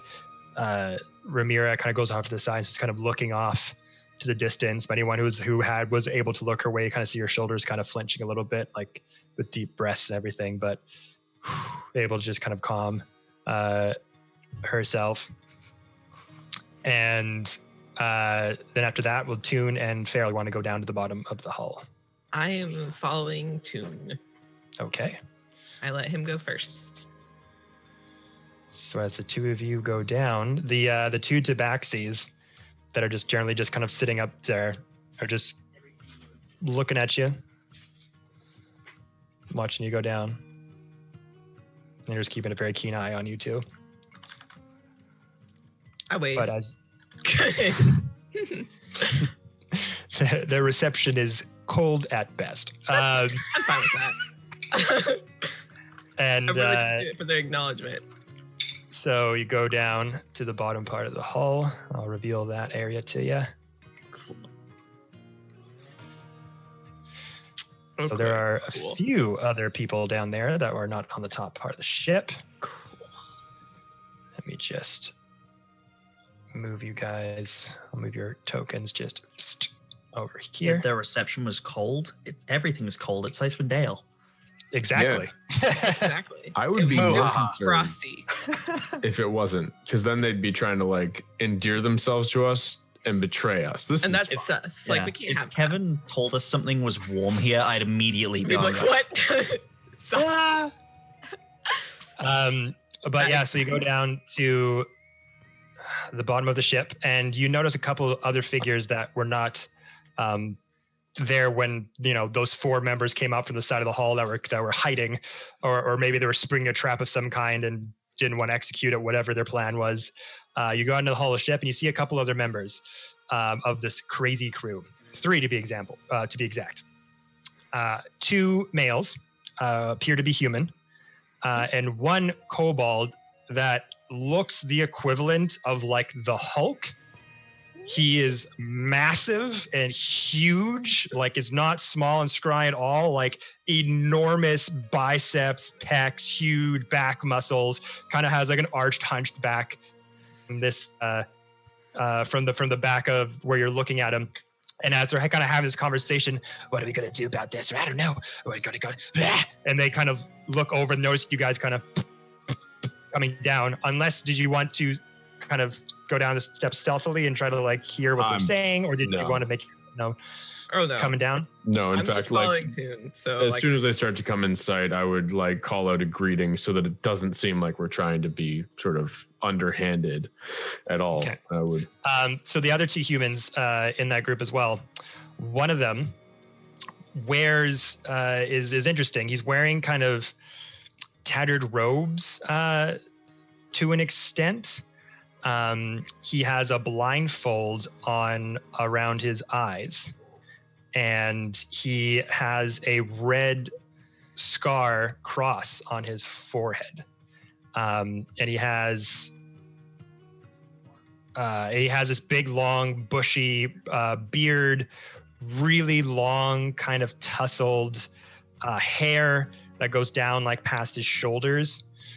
And he's wearing this outfit that kind of it's kind of hard to describe. He's almost like cleric robes to an extent. Maybe like even like monk like robes, kind of.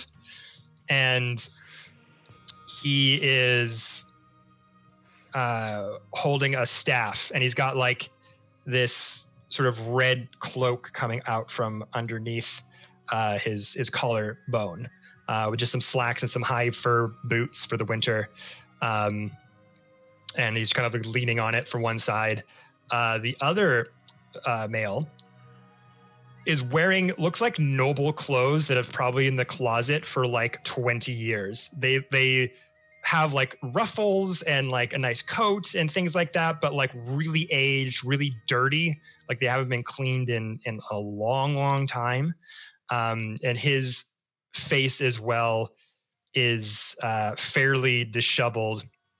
He's got blonde hair, really thin, scraggly, long hair, and also has some facial hair that kind of comes down more like a beard, not as long as the other person's beard. The blind man's beard kind of comes down really long, like a good way to the chest, and is in a kind of a point, very thick.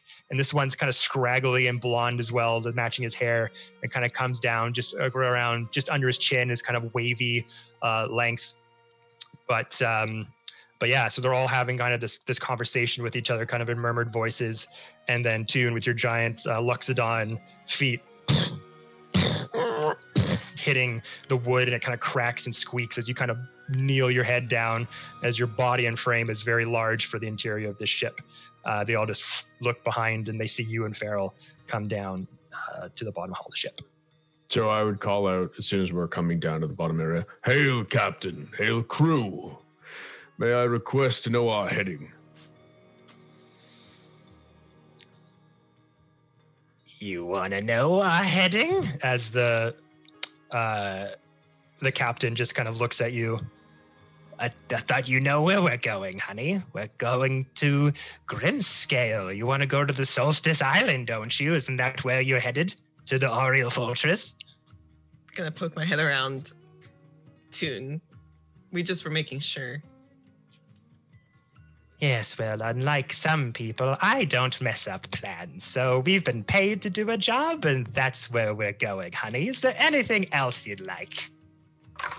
Perhaps a small bit of information from you regarding the leader of the Skeleton Keys. Oh, Oh, that's what you want. Not enough to get a ride. You want some information. You want some more favors. Okay, I see how this is. What do you want to know, my darlings? Have you any idea what the circumstances of capture was, or what his fate is to be? Well, Revel's End being the place it is, you don't necessarily end up in Revel's End. Unless you've been pissing off not one, not two, but many places associated with the Lord's Alliance. It's kind of a collaboration prison, if you might say. I see. And so, people are kept there, detained for long periods of time, not executed or forced into some other grim fate. She kind of looked off the distance for a while, almost distracted, just looking at something in the air, wiggling her tongue back and forth. Huh? I would beg you tell me of the practices employed there. What kind of confinements people are forced into, and if it is simply long sentences that are issued and not being plunged into the ICC or left out to freeze for one's sins. Yes, well, crime does fit the punishment, doesn't it? Some people are there for long periods of time, some people are there for years, some people are there for lifetimes. Kind of depends on the crime you do. It's up to the Absolution Council to decide and judge what your stay is going to be looking like. Absolution. Some members of a religious order, then. And I'm going to eye the figure with the blindfold and the red cross and red robes, sort of recognizing that those are red robes. The warden had red robes. Red robes. Red robes. I feel like you're saying like red rum. Red robes. Red robes. So as you say that and look over to this man who's blindfolded and has this scar of a cross on his forehead, he kind of pipes up. They're not religious of any kind. They're more of different members of factioning of the Lord's Alliance. Council over there, they make up of Neverwinter, various places within the Sword Coast. Have you heard of Mithro Hall, Dorva's Stronghold, Long Saddle, Waterdeep, Yatar, the towns of Amphal, Daggerfoot, Silvery Moon, Mibar? They're all a part of it. I see. Well, that means punishments should vary, and groupings of that many different delegates, I'm sure that it takes a long time for them to get anything done. I'll hope anyways. Thank you for your information. Had you any questions for us? We just arrived here and understand that the events surrounding our arrival were ill-fated at best. Less than ideal. As Charlasta is kind of looking at you all. We weren't paid to ask questions, really, but we've got our few. We'll let you know in time. And then the scraggly, long, blonde-haired, more thinning human male, it's kind of, they're all looking in direction. He says, if I may, speak to you for a moment there, sir. I incline my head, nodding to him. Do you mind if I come a bit closer to you? My vision is not what it used to be, and just want to get a good look at you, if that's all right. I'll allow it. I was gonna say Farrell is at your side, ready for any action. He kind of has this wispy, kind of like emboldened kind of voice, almost like almost hilariously like a cartoon hero, like "Hello, citizens."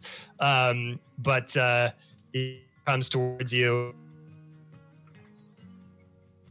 and looking at you, he's like, "You're a very rare individual indeed. It's not many Loxodons that I would have seen that have hair such as yours." It is a byproduct of my tribe and our subspecies that lives in the Icewind Dale. We are few in number. Yes.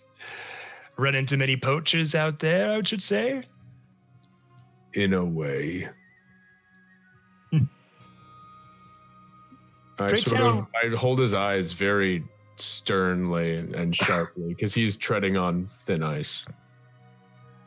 Literally. Where, pray tell, were the tribe you were from? Just curious. I was spirit speaker for the Cowlick tribe near the foothills of the Frostfang Mountains.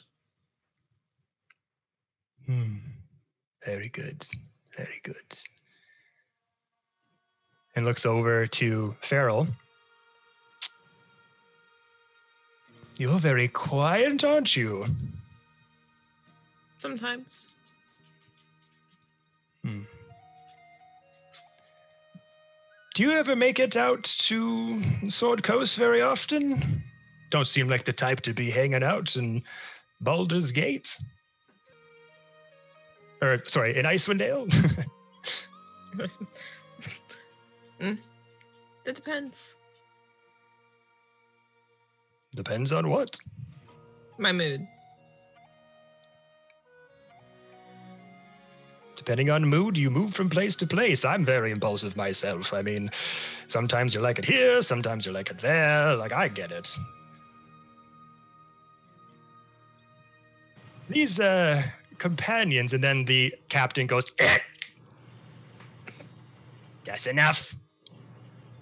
Come on back. Don't worry, kids, he won't bite. He just gets a little bit chatty sometimes. Come back. Come back. We're gonna finish our conversations here if you don't mind." Right. Of course. Do pardon our intrusion, and I thank you, truly, for your information in this discourse. And with that, I'll head back up top deck. So you go back up, she's just out. It's gonna be a 2-day journey to the island, so buckle up. Joy. I'm gonna follow Tune back up. Okay. So as you go back up to the hull of the ship, I'll ask, what were the rest of you doing as they were going down having that conversation? I saw Jared's hand immediately go up. Jared, my man, do your thing.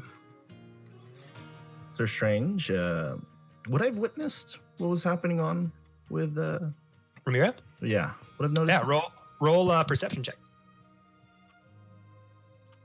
I'm quite getting my baby seal leather boots. Dice, don't kill me now. All right, Megamind. calm I was down. facing the other way. I didn't. My custom made baby seal. That 20. Hey! So Strange sees all. He sees directly into the soul. So after having your conversation with Tarek, you see Fiend kind of go to one part of the ship. You see Farrell and Toon go down to the bottom hull. And as Tarek kind of leaves your view, goes to kind of ponder himself, goes to with his own thoughts off to the other side of the ship, you can see kind of Ramira positioning herself in a way where no one can really see her current mood or face, and you just kind of notice the shaking of the shoulders just a little bit until it kind of arches back into a more calm position. Sir Strange will approach, and with their usual. Oh, hi, Ramira. Oh, Muted. Ramira, I think you're muted. Hi. That's so strange. Sir Strange, just behind the helmet, their eyes just like squint for a moment, looking around. How are you feeling? Oh, I'm fine. Are you all right? I am. You know, yeah, it's okay if we don't want to talk about it. I just saw you from a distance doing your thing. I do that too sometimes. That's why I have the helmet, so people can't see what's going on with my face. Oh. Maybe I should get a helmet then. I'll find you one. Just take a seat. And Sir Strange will find the nearest place where they can sit down comfortably. Yeah, there's two on either ends of the ship. There's kind of an elevated platform, and you can see that there are two sort of big, huge crossbow units on the back end of the ship for deadly creatures, dragons, things like that. Mhm. But most of the crew is on the front side of the ship, so it'd probably be best to probably go back there. Yeah. We'll go there. Sure. Are you sure everything's all right?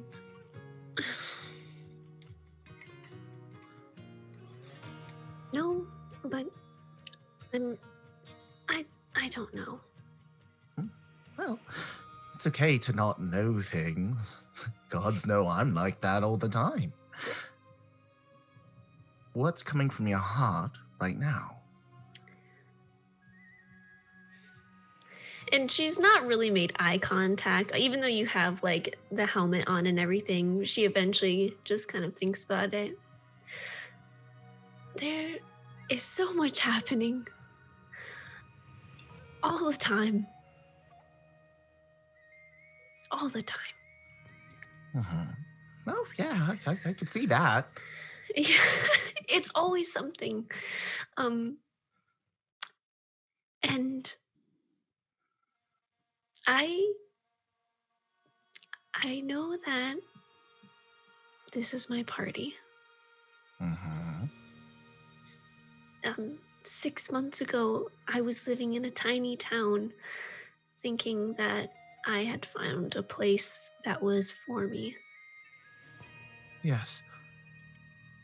And then it was all a sick dream. Mm.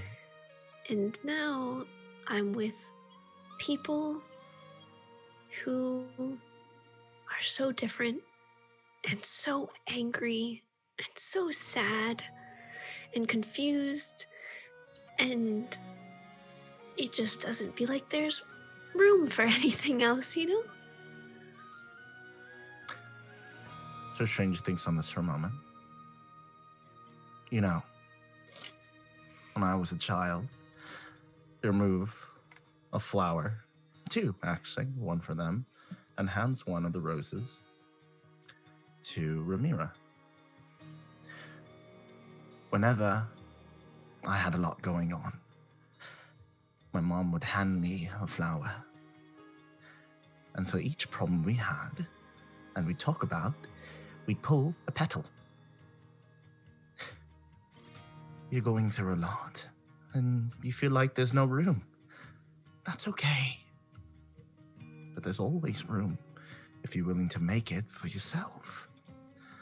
I am far from wise. In fact, most of the time, and pardon my common, I'm just talking out of my ass. But I'd like to know how you're feeling. Because your feelings matter. You matter. Emotions are with everyone. You can be sad. You can be angry. You can be upset. I won't judge you for it. You see, I'm not here to offer you advice unless you ask. I'm here to be your ears. Because I understand you can't fix everything. I've tried. And sometimes, the best solution to a problem is not to fix it at all, but to listen. And I want you to know that I'm here. I'm not going anywhere. Not with all this armor on. Clank, clank, clank, clank, clank, clank. If you ever feel down, they pull off a petal. Just talk about it. If you don't want to talk about it right away, We'll find time. No. We'll make time.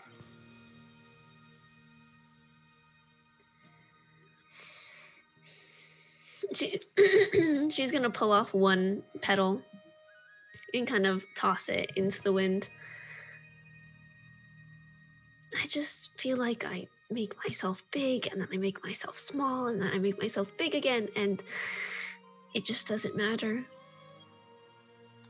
Everything else is always a lot bigger or smaller than I need it to be, or I'm too big or too small for that situation. I think, pulls out a petal. You are fine just the way you are.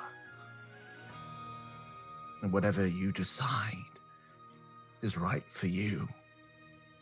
Well, I think that's what you are. I'm sorry if that's not very much a good answer. But I personally sometimes don't understand what you're going through. But I do know what it's like to not really, well, they point to themselves with a flower crown, fit either. But, pulls another petal. As I said, you are fine just the way you are, regardless of what shape, form you take. Because you are you. You are you. And she's gonna kind of look around to see where her party mates are at, if they're on deck or if they're not. And she looks back to Strange. I think I found people who feel the same way. But God, are they assholes. Oh, yeah. Assholes. Yeah, I can see that. Everyone's got one, but it's really... And you handle it the best way you can. And I admire how patient you are. You're patient. Takes a lot. Especially given the circumstances. I've been injured twice today. But that's okay. It's my second time being kidnapped, and I've only been with them for a couple of days. And I'm sure you'll have many more experiences. I say a couple days. It's really been more like 2 weeks, and with Fiend, it's been 6 months, but... It's just lonely sometimes when everybody is so hurt all the time because they want to be hurt by themselves. I can't say I haven't been like that. They pull off a petal. There was a time when I held the weight of the world on my shoulders. Yep, I'm older than I look. Though, my attitude and my current outlook on things barely reflects that. But I did. I felt so much pain. I lost all my friends. I lost my home. And when you've been living this life for so long, you're always looking for something. And life is moving so fast, sometimes you just forget to pause and look at what's around you. I've accepted my pain and my trauma. Given how much of it I have, I'm still working through it. But it is who I am. But I will not let it define the rest of me. She's gonna put her hand on your shoulder and kind of just leave it there. Not to speak out of turn, but it seems like you carry the weight of your world still on your shoulders. And I would like to be your rose buddy if you ever are needing an ear. How about we do this? It's a tradition where I'm from. They reach into their pouch again. Like, there's little random bubbling sounds, like they have a lot of... Mary Poppins! And they pull out a piece of twine. You know, I'm known for my bad memory. And when I get really stressed out, I forget a lot of things. We have something called forget-me-nots. So let's make a promise. Whenever there are times where it's dire and scary and stressful, they pick their hand and they tie a little knot. And they gesture out to her hand. May I? She's gonna slowly put her hand down. I feel like this is how warlocks are made. Oh, no. I mean, I don't really know how warlocks work, but I can tell you they just do cross their heart. I don't really do pacts that well. I don't know. Right. Oh, surprise, I am a dark demon. I'm joking. But let's just make a promise that we won't forget, because we have these now, and now that you've given your hand, they tie will not. We'll be there for each other. No matter what. Sure, given with a reasonable amount of time, because if you're getting stabbed and I'm getting stabbed, I don't think that's the proper time to have a conversation, but Sure. let's not forget it. And they raise their hand. See? I'm apprehensive but interested. A pact has been made. I'm joking. Just want to pull your leg. I'm joking. Oh, so strange, please. Congratulations. Your pact is made. Now you have to do self-care. Oh, I'm Tevrick. I got other people do and stuff. I got gods and Eldritch Blast. Yeah, oh, wow. My horns. Don't really know how warlocks work. I'm sorry. I'm a bit... I don't think all warlocks have horns. I've met other ones without them. I would like to Across think the I'm deck, an Tarek ignorant just feels no. a chill. I'm Someone's an talking ignorant about no. me. Thank you. So strange. You're welcome. And they just, with the last pedal, they toss it off into the wind. Okay. So with that, pedal floats down past the hull of the ship and kind of rests on a floating iceberg that's kind of going by. You just see it go behind you as you're still kind of encased in this really dense fog that's all around you, as what makes traveling through the sea of moving ice so hard to do. Tune.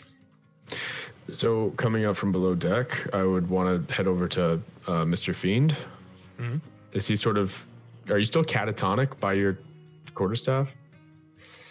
No, he moved up.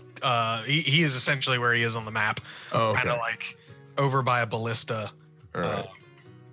I see you. Just chilling. As you approach him, though, you will notice there is his very familiar massive hellhound, just kind of like with its very gross face and on like resting on his shoulder as he's sitting down up against the bow with his feet straight up. Just So I'd come over very solemnly, almost like gravely, and come to address you, and not calling you Fiend, but Mance, I spoke to the captain downstairs. I have reason to believe that the leader of your guild is captured, but safe for the moment.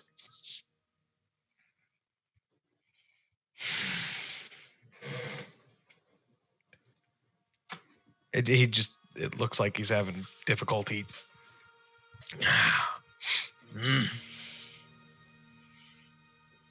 I understand that you have ties to that organization and deeper ties, if this person is who I suspect they may be.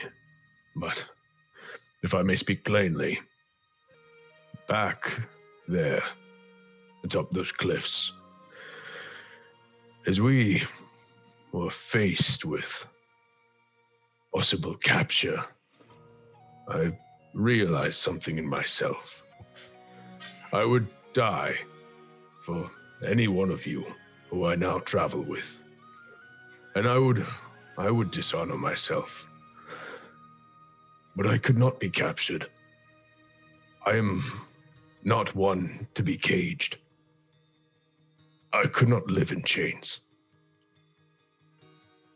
I cannot imagine how that must feel, having someone connected to you in that predicament. But I would beg you to at least delay going back for them until we've sorted out what we must with Ariel. Because I will accompany you then. But know that should we come under fire, I will die beneath the sky and the stars or the sun. But I will not go into that place, and I will not be bound.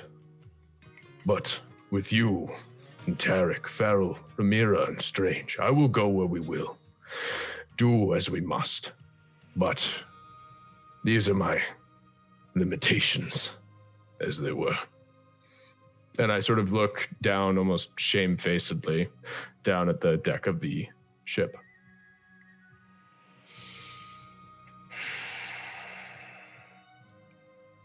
Fiend turns it back on. Exhausted rings under his eyes.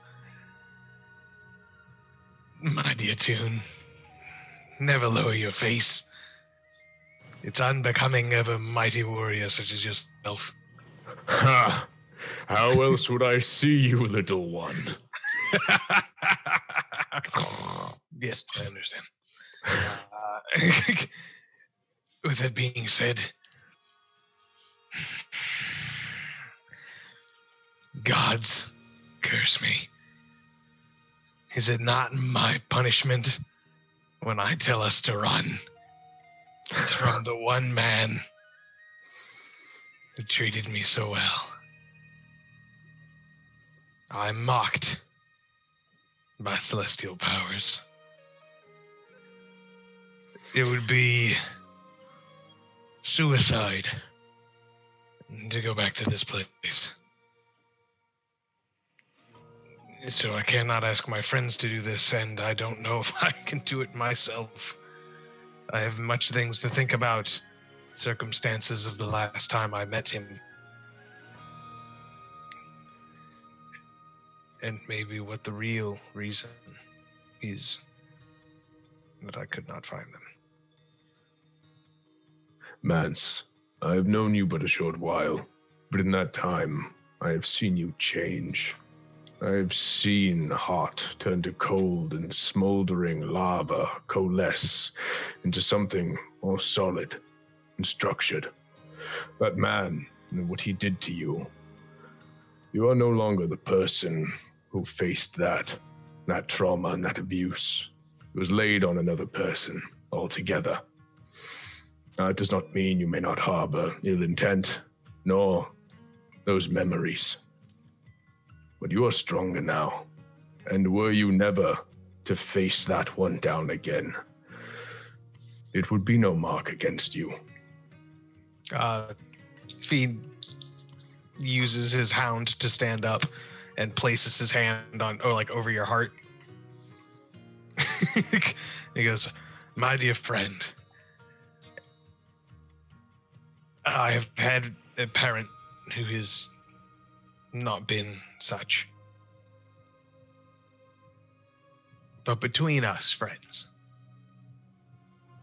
the man I speak of is my real father. He loved me and I loved him. I was nothing but street trash, a bargaining chip to be paid. And he told me everything I know. Mance Raider is a piece of shit. And given the opportunity, I would laugh and see him rot in there. But Lord Vaxa Minor of the Skeleton Geese is who I believe to be my real father. I see. Those feelings mean more than blood ever could. Well, know that whatever your decision come the end of this, I will be at your side. And I sort of rest my trunk on his head and I put my arm on his shoulder, and I finish that by saying, towering above you. Thank you, friend. Thank you. I bow, and I'm going to leave him to his respite and go just sit by the rail and watch the sea of floating ice drift by. Ramir is going to, for sure, use you as a lounge seat. Okay. Very comfortable.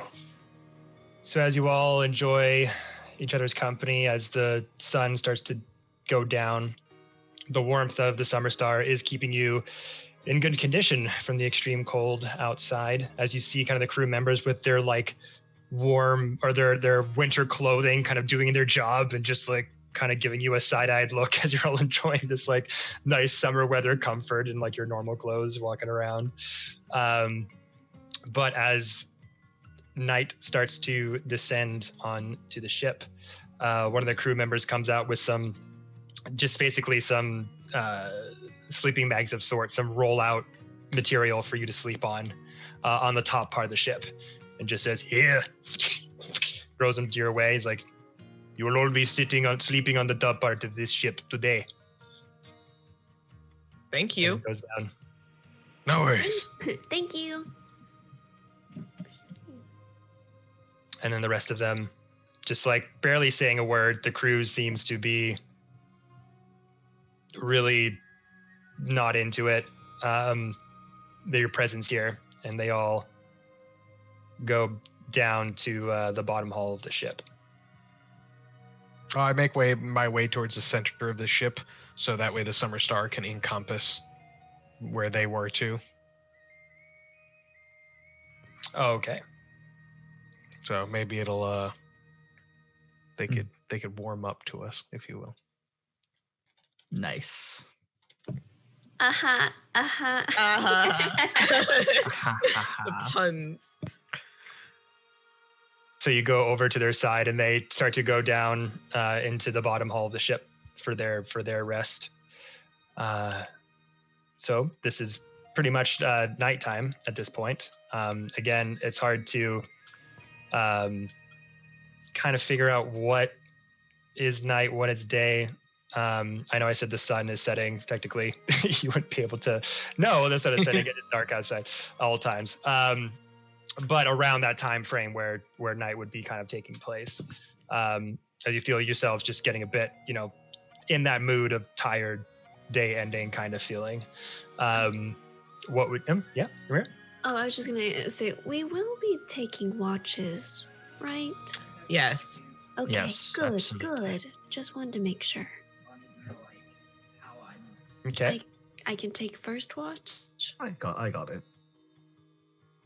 So you'll be taking Really? 4 watches throughout the night. There'll be one for every increment of a few hours. So who want to take the first watch? I'll take the first one.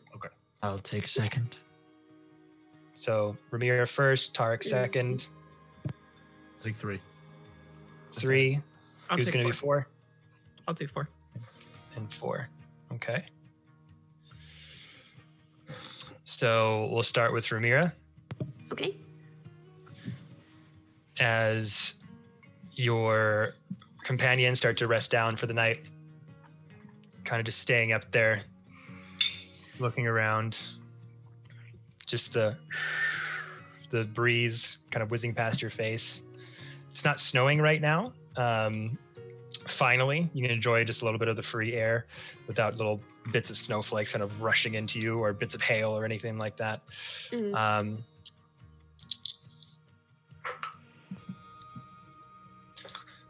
But you look around and nothing seems to catch your eye. You don't see anything in the water. Looking kind of on the top part of the ship, not seeing, And it's just us, right? There's no other crew members. not on top of the ship, no. Okay, just making sure. I'm going to transplant the last of my marshmallows into Fiend's jacket pocket, for old time's sake. Right next to the summer star, so they start melting. Yeah, no, she's gonna choose your other pocket, like. But yeah, she's just gonna kind of like Kobe those marshmallows into the pocket. I have you make a slight perception check really quick. Okay. Oh fuck me. 10, crispy 10. Crispy 10. Mm-hmm. So looking around, just kind of enjoying the kind of sound of the ship kind of hitting the waves and clunking some, bits of ice and things like that on the way over. Mm. And you look up, and the sky just appears to be just pretty dark, various shades of gray. As you're kind of contemplating over the events that took past with all this craziness that ensued, with not only with meeting up with these adventurers, but everything you've been doing, it's finally kind of all catching up with you kind of at the same time. It's given you, especially when you had that moment with Sir Strange, the accumulation of all these really crazy events are starting to kind of catch up with you, and you're kind of having to come face to face with the events that have taken past. But you have that conversation with Sir Strange, and it kind of supplanted you a bit, kind of brought you back down to earth. And you're kind of thinking, just passing fleeting thoughts of, why the hell am I here? How did I get here? Am I able to withstand with these powerful people? Am I one of them? Am I equal to them? And you're kind of thinking these thoughts and kind of looking up. And just for the briefest of moments, through this blackened grayish sky above, you see a tiny sliver of light as the clouds almost break for a split second. You see a silvery beam of moonlight kind of shine down where you are. She just reaches her hand out for it and kind of try, not hold on to it, but kind of just lets her hand rest in the light. I know. You're always there. You always have been.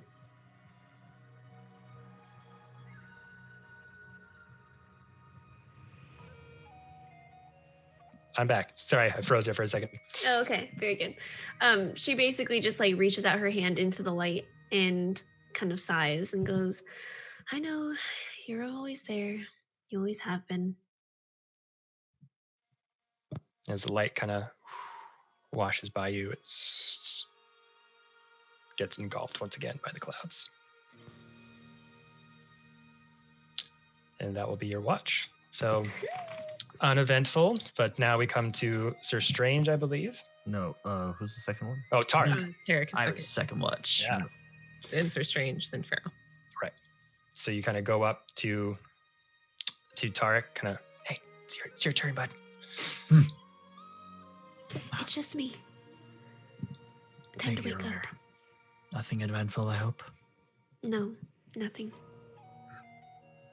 Get some rest. And he'll just sit up and kind of go stand where he similar to where he did before, kind of just watching, surveying over the sea and parts of the ship to make sure everything is how it should be. Okay. So you're looking over, same thing, still very dark out. No other people on top of the hull of the ship except for you. But make your perception check. Woo! That is my third 19 of the night. Plus 0, so. Okay. So same thing, fairly uneventful. You hear the banging of icebergs kind of clanking against the hull of the ship.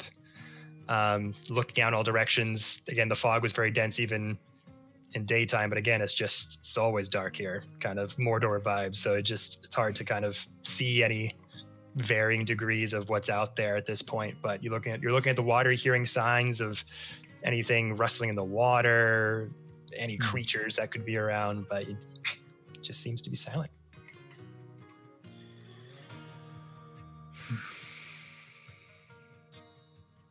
I hope you can still see me, Heimdall.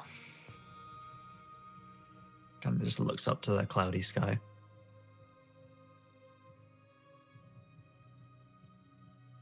All right. Yeah. So after a few hours, seem pretty certain, start to get a bit tired. Move on to the next. Move over quietly to Mr. Strange and just gently wake him. Strange. It is your turn for watch. Right. Okay. Get some rest. Thank you for your kind words again today. It's given me a lot to think about and perhaps put my mind at ease, at least somewhat. Don't worry about it, Tarek.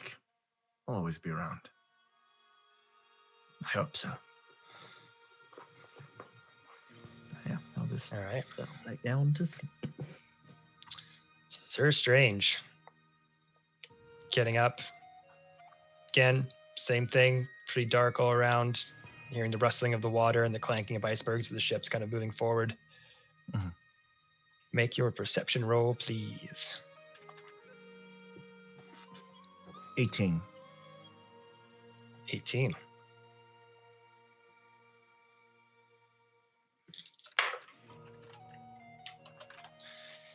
You're looking around.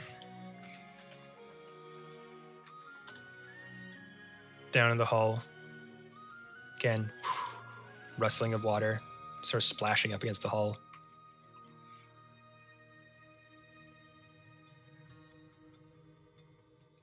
You look over to the stairwell that's going down. And for a split second, you see a pair of glinting eyes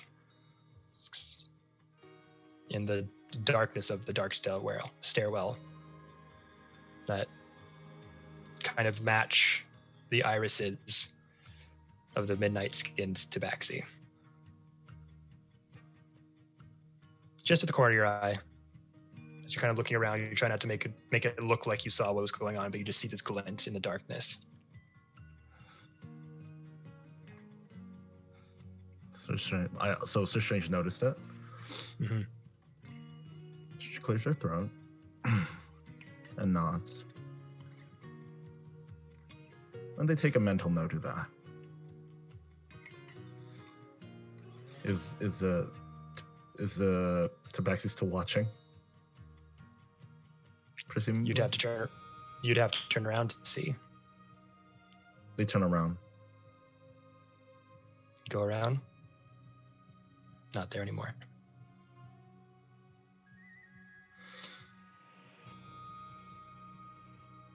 Knowing that the tabaxi isn't really looking anymore, is not there. Sir Strange grabs the rails and almost does the same thing that Rhaenyra did.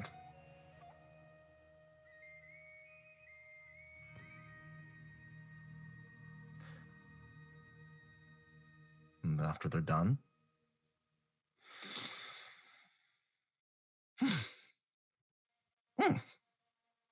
where'd my pickles go? Anyways, then they make their way back. Go to find the jar of the rest of your pickles from the Northlook Inn. Go over to Farrell and kind of jostle her a bit. Oh, I'm awake. Yeah. Rubbing her eye. Hey, be mindful. Headless cat being weird, watching sleep, kind of weird, not into Kind of it. weird. Not really into that, no. No. Just gonna stand up and stretch. Anything else? No. Everything's good. Great, even. Okay. As long as you're okay. Yeah. I'll take up my watch. Okay. Up, take your watch. Again, a couple hours has gone by. Rolled that perception check. Yep. Where's my perception? There it is. Cool. Oh, that's a 16. 16. Yes, sir.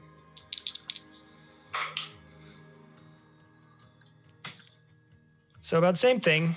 Hearing the water, clanking of the icebergs move by.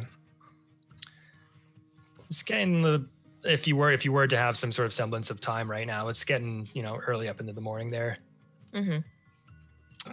But you also notice something, hear something underneath the hull of the ship that you're standing on.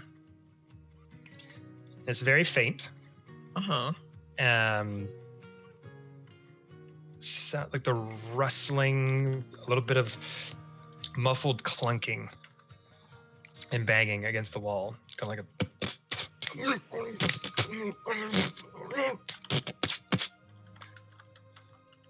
And it kind of starts up again.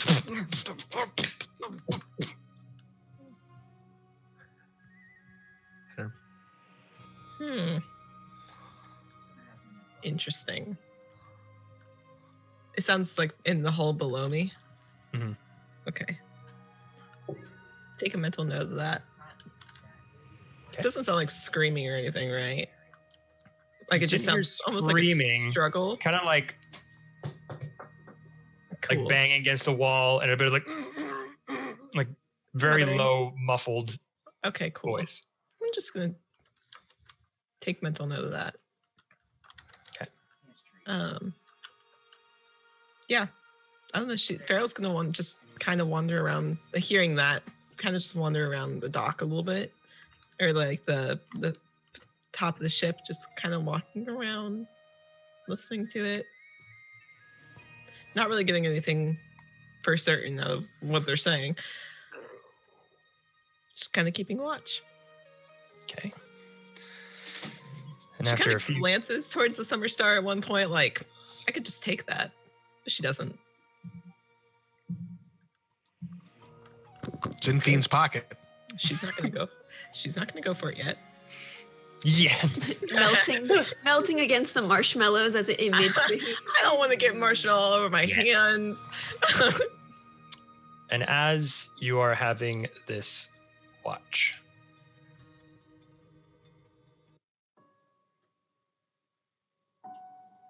Tune,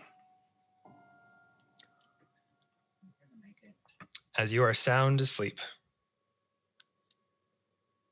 you feel cold. It's the first time in a long time. And your eyes kind of wake, and you're lying down, and you get up, and you're seeing snow everywhere, as far as the horizon can see.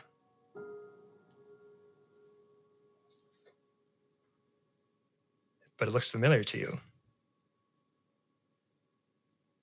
It looks like the village that you grew up in. You look to your left, you see various tents and settlements. You see various members of your tribe, people you recognize. You look down, you're wearing garments that you wore maybe a couple years prior. And you look over and you see this shape of a person, kind of silhouetted by the light of the sun that used to encapture Icewind Dale. And he also looks familiar to you.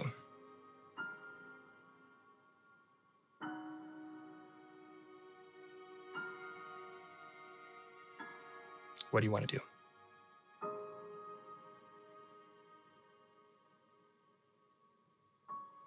Is this a memory or some kind of vision? And I look back to the person at my side. The person off in the distance, you mean? Oh, yes. Yeah. So, as you're wondering, is this a memory? Is this a vision? You get up, start walking towards this person silhouetted by the light. And you go up, tap his shoulder, and turn around, and it's your uncle.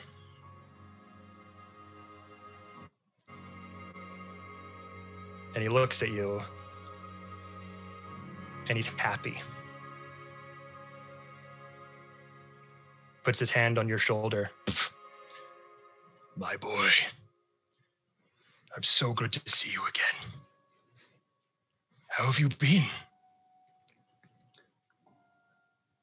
I've been well, Uncle. I've been trying so hard. to treat those near me better than I was able to keep you. Now that was not your fault. You were doing what you thought was right. You were protecting people, which is what you were put on this earth to do.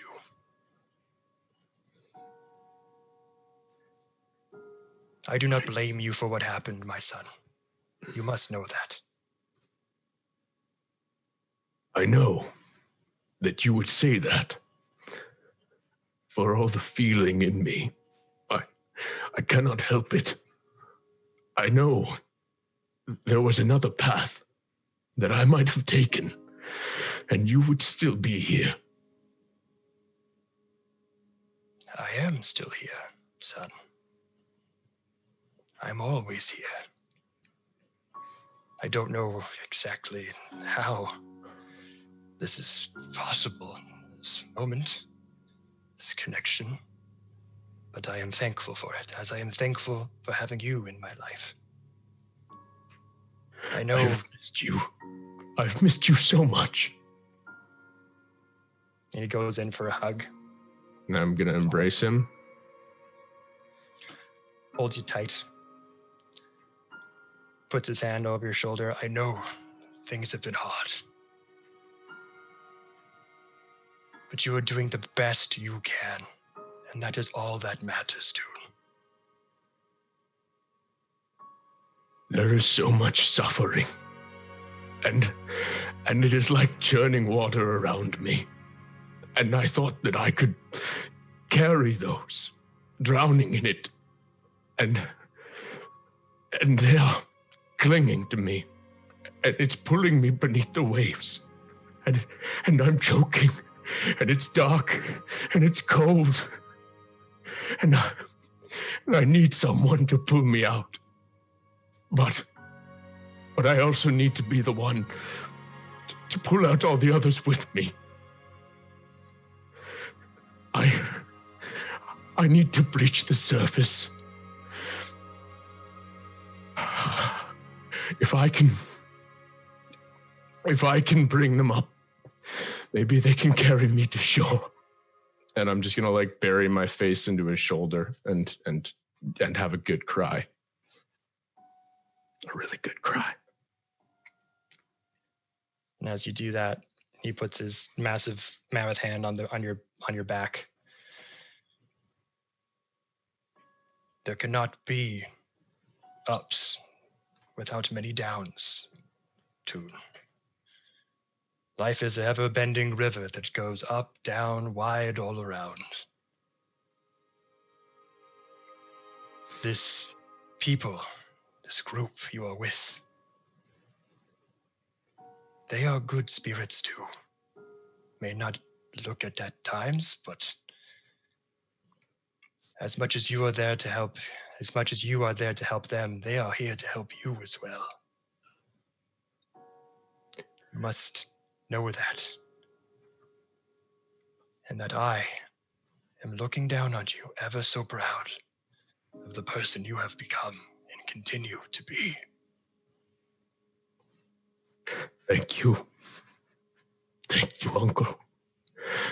I'm sorry I couldn't.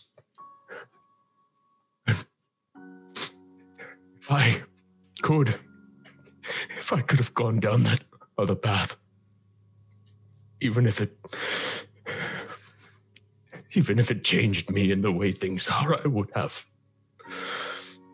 But I have to hope that this river, the one that I'm on now, and that I feel I'm drowning in, that after the next bend,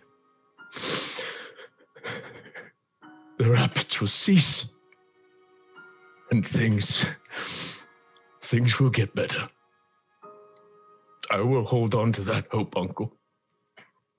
I thank you.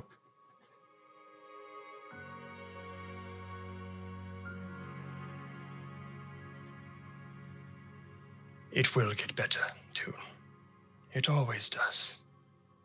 But you know, you might find the help to come faster if you but let a hand out and let someone pull you. You are surrounded by friends.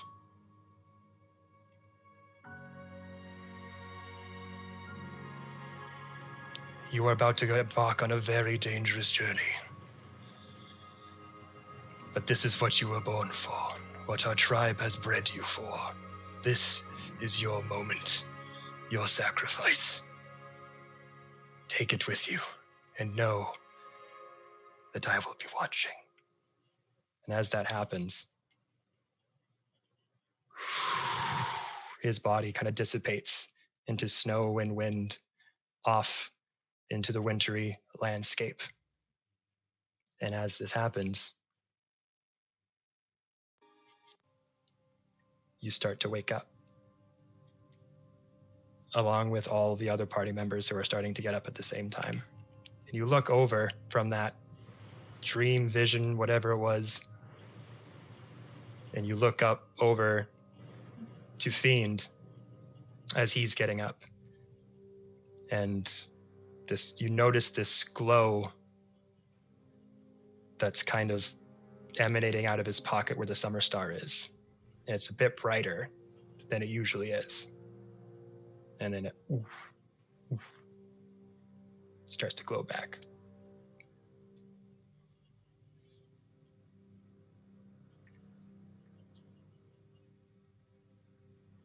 But it is a new day as you all get up and as the crew members start to come to the top of the ship.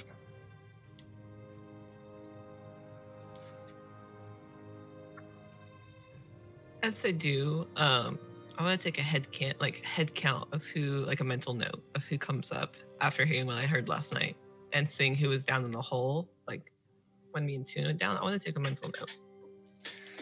So you come up, and those two Tabaxi twins come up again. Mm-hmm. Just kind of take a mental note. And one of the crew people that were up assisting them, you notice that one of them is missing.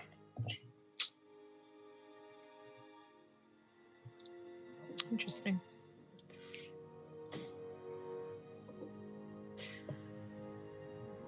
I'm gonna call over the one of the Tabaxis. A little short on help today. Yes. The help sometimes. They get a little bit ill. Just currently having a rest is all. Ill? Really? Would you care to help? We could use more hands up in here. Yeah, sure. All right. Walk over to the Tabaxi as they're just doing, raising sails, making sure that all the knots are tied tight, and just doing general ship maintenance. Mm-hmm. Roll a performance check really quick. Bet. I'm going to use my actual dice because D&D Beyond has not been kind to me, really. Oh, see, that's not bad. That's an 18. That's a 17 plus 1. I can do that. All right, so you go around and even if you don't have a very gilded experience being on ships, you kind of make it seem like you know what you're doing. I've kept a close eye on what they're doing to copy their actions. Mm-hmm. So he's kind of just generally helping you out, and he's like, "Oh, you're not so useless after all." And he just kind of helps as you're kind of helping him out, doing kind of menial tasks and things like that. Kind of takes a couple of cheap shots at you, but you're busy kind of hanging out with the Midnight Tabaxi. As this long-haired individual, the one with like the greasy kind of golden hair, comes up to you and or comes up to the ship, I should say, and says, which one of you is Fiend? That would be me. That'd be you. Captain would like to see you downstairs, please. Very well. I mosey on downstairs. I'm gonna motion really quick to be like, do you need help? Do you need someone to go with you? No. Okay. Okay. And as you go downstairs, this gentleman with this long blonde hair makes his way over to Tarek, who's kind of gingerly on the side of the boat here. And just kind of gets close to you, kind of similar to how he got close to Farrell and Toon. Kind of like a bit in your... Yeah, I'll Personal just eye space. him a little bit and kind of lean a little way. He's like, can I help you? Oh, I don't know. I'm just curious to meet the new people we're ferrying around, you know? It gets kind of lonely up in here with the same sort of people. Just curious, you know? I asked your friend earlier, but you don't seem like the type of people that come to Icewind Dale very often.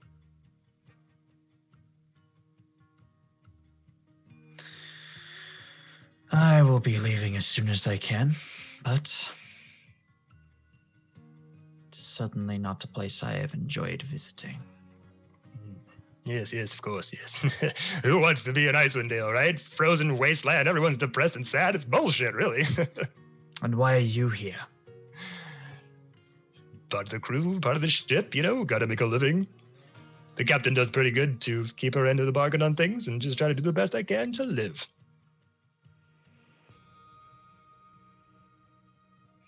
And he's just staring at you. Do you ever make your way to the Sword Coast at all? Do you ever make your way to Baldur's Gate or anything like that?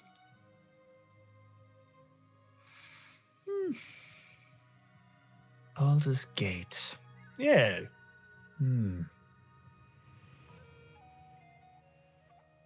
Possibly. Why do you ask? Oh, you know, just want to get to know my crewmates better. I've got a family out in Baldur's Gate. Well, I did before the onslaught of that dreadful Prince of Frost thing. You must have heard about all that, right?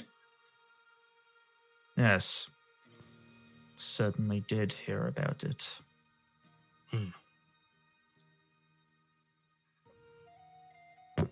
Didn't have anyone in that battle? I mean, it went like very, very far. Why do you want to know? Why do you seem you're asking very pointed questions? Just killing time, friend. Would you rather me ask you some other questions? Anything else? How did you wind up meeting all these people? God damn it, Kevin.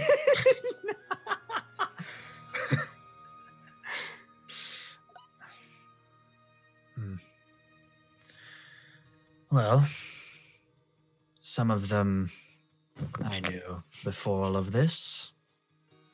Some of them I met here in Icewind Dale. Well, if you were consulting with pirates, I would think that probably wasn't on the up and up, as they say. You're assuming much. Well, you're here, aren't you? I associate with whoever I need to get where I need to go. All right. I see through your plans, whatever. I'll back off. Just trying to make a friend, you know. Very versatile. I like that. You are an interesting individual. What did you say your name was? Chris.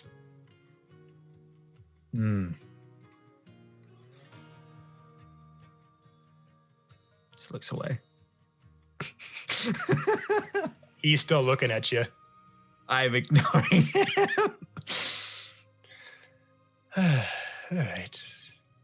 Well, see you soon, Tarek. See And he you just soon. turns Corey. around and walks downstairs. But Fiend. Aye. So, coming down to meet with the ship captain. Correctamundo. As you come down, you see some of the other members of the ship.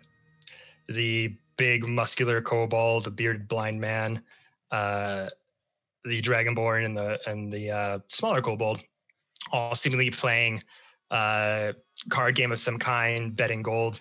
As you come down the ship, she's like, "He's in there." Points to the other descending stairs going down around the corner. Charmed. It continues to go here, and then As you suddenly hear this slam on the gambling table in the bottom hall. Yes, the Swobold strikes again, and you just hear all these clanging and banging of gold pieces kind of fall off the ship, and he's just collecting all of his loot. the Swobold. And then you kung. Yes, come in. Hello, puppet. Ah, Mr. Fiend, yes, come sit.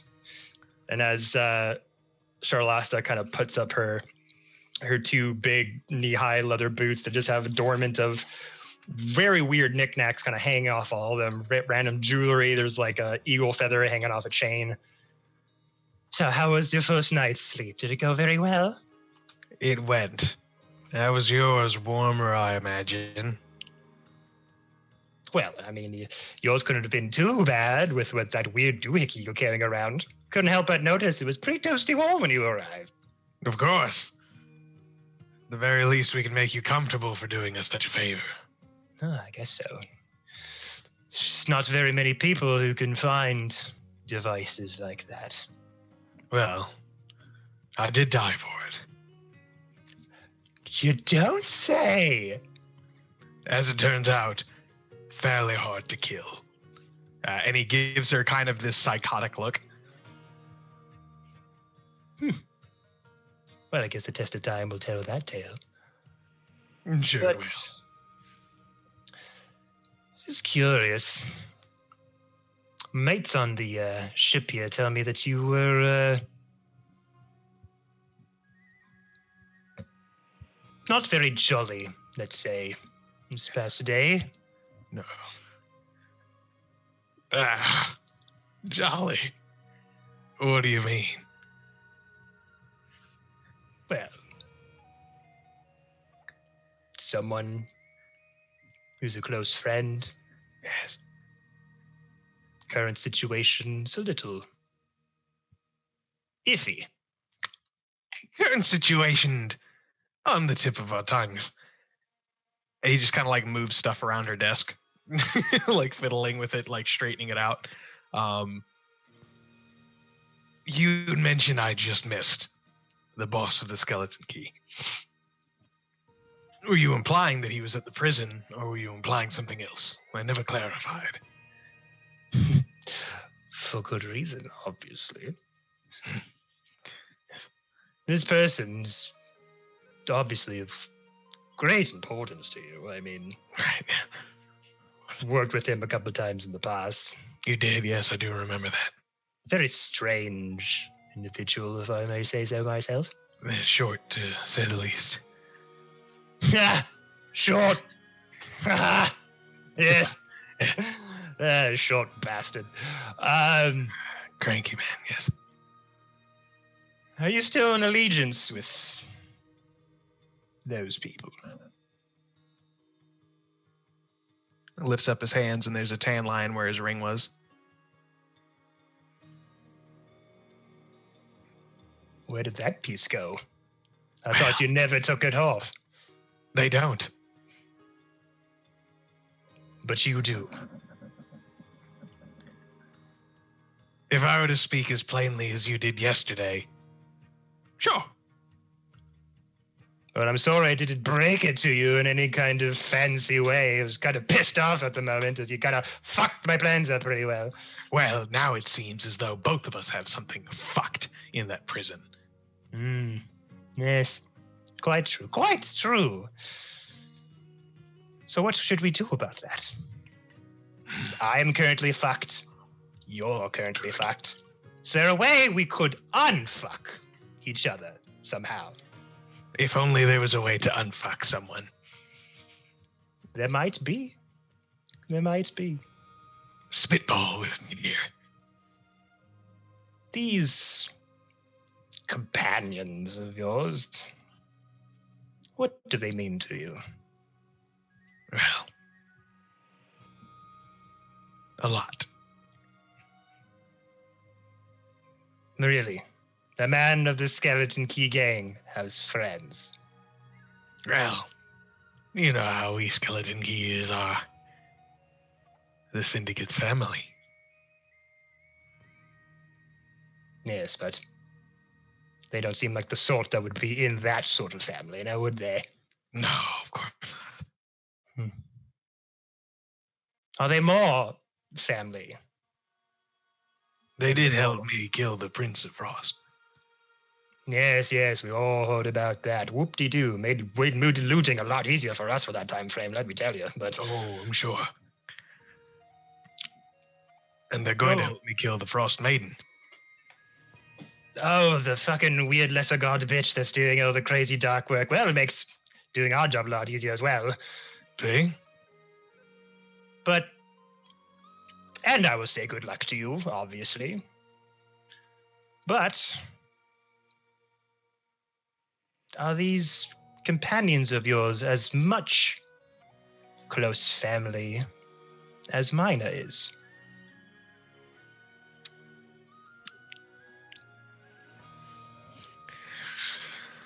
Speak plainly. I'm losing patience for this. We gonna go? Well, I'm beginning to think the bottom of the fucking ocean is better than this. Yes. But if you know me, I don't go by myself. So, That certainly would be interesting. no. But Frankly, you owe me answers, being that you put me in such a pissed mood. tit for tat, I'd say. But what would it be worth to you to help move along with his current predicament? Do you want people or do you want money? We're talking, aren't we? Money, then. Or Well- people, could take both. How many people?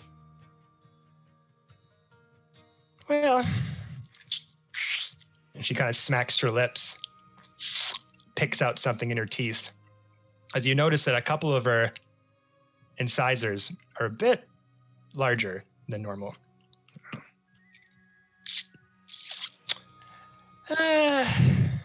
Give or take, another day of travel. It's going to be about 2 days, probably get back to shore. Yes. How many people? Well, I mean, if I were to say 2 or 3, do you think the last one would really want to do anything more with you or anything predicament? I mean, we could just say the people you're with. What is the benefit of you killing this Frost Maiden anyway? I mean, come on. You could just be off somewhere else that's not even here, someone of your ilk. Counter proposal. You don't get any of my family, but I give you twice the amount of people. How the bloody hell are you going to be able to pull that off? Well, Zafe has quite a few people. And he has requested to be traveled. So, you may not wish to cross Zafe. I send him to parts unknown, and I give you his people.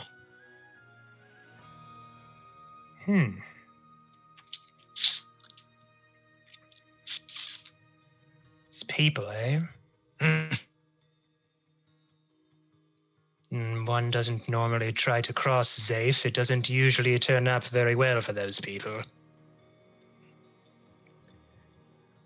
Here I am, though. Fair? That is fair. How would you propose of getting us these people? How do we even know if we're going to be able to make up with you? Let me worry about that. what is your proposal? I haven't heard anything that benefits me yet.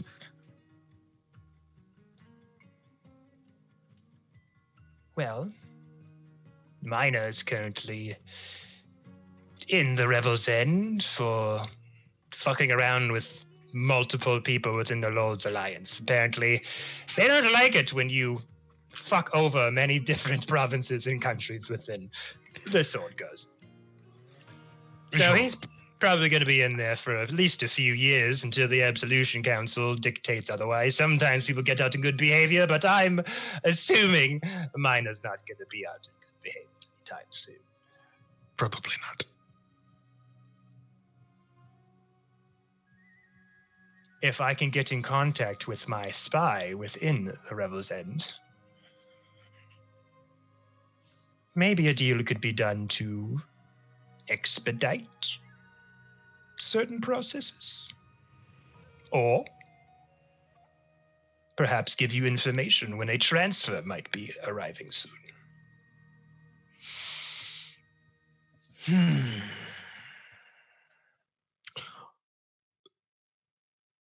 This prison, Yes. is it sealed from divination and scrying magic? It ain't the crown maximum security prison jewel of Faerun for no reason. There are anti-magic fields you would not believe all over inside that place. Kind of par for the course. I believe you got whipped up with one of the fancy fucking creations. Fair enough. Secondary. If people weren't your primary choice, how much money would it be?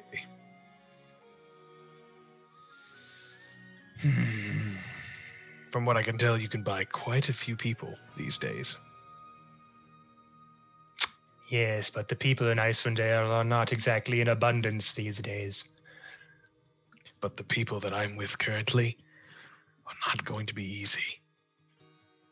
Well, you could make that easier. That is putting a high amount of faith on me.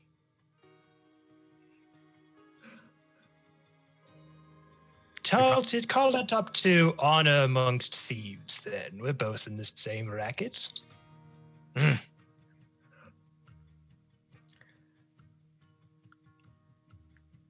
Let me see what I can do with Zafe's people. Otherwise, the only offer you will get from me is 10,000 gold.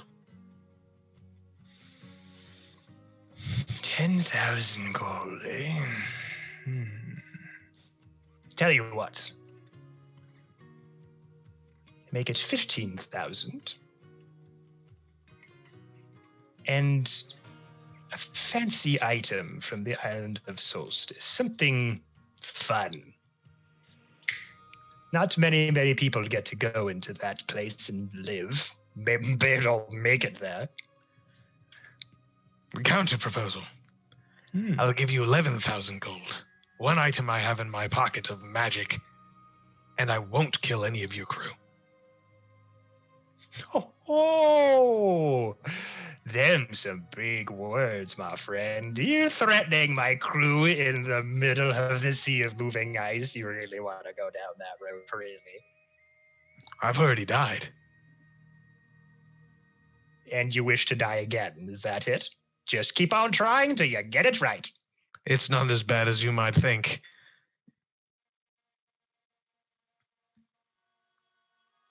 So 11,000.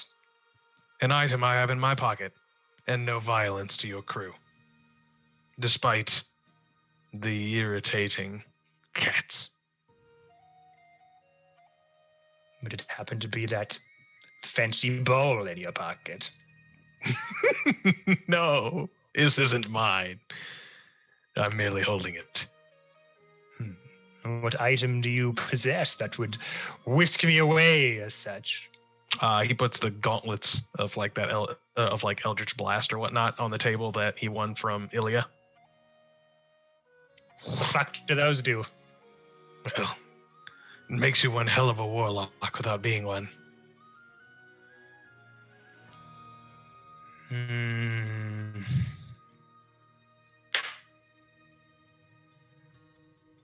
Got plenty of firepower, my friend. You not seen my crewmates? Yes, I've seen your Dragonborn discount Dragonborn and overcompensating Dragonborn.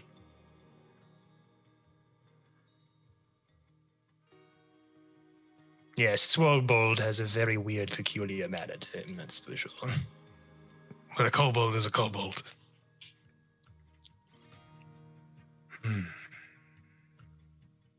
You're gonna have to ante it up, my friend.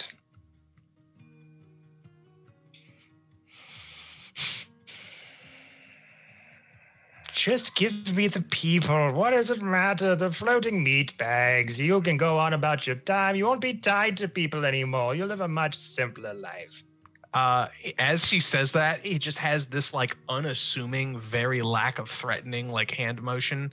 Just as she's like leaning over the table telling him that, he like touches her chin and just does that. But after his finger leaves, this just sensation of intimidation is just assuming from Fiend. Shh. I'm thinking.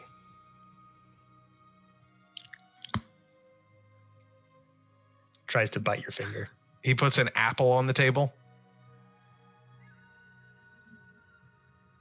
And the apple goes.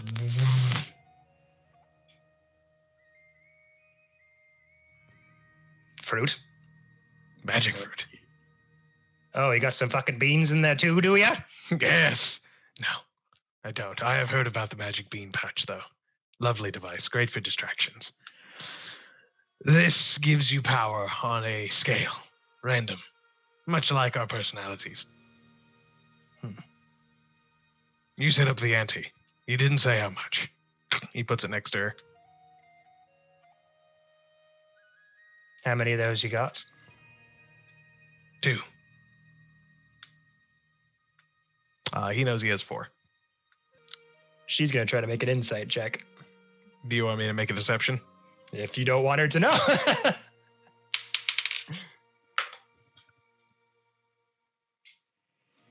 Mine was 20. low. 27. She believes you.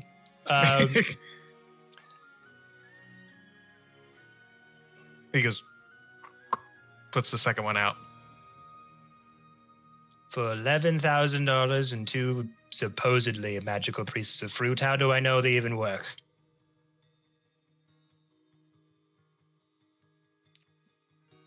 They're fucking glowing. Eat one.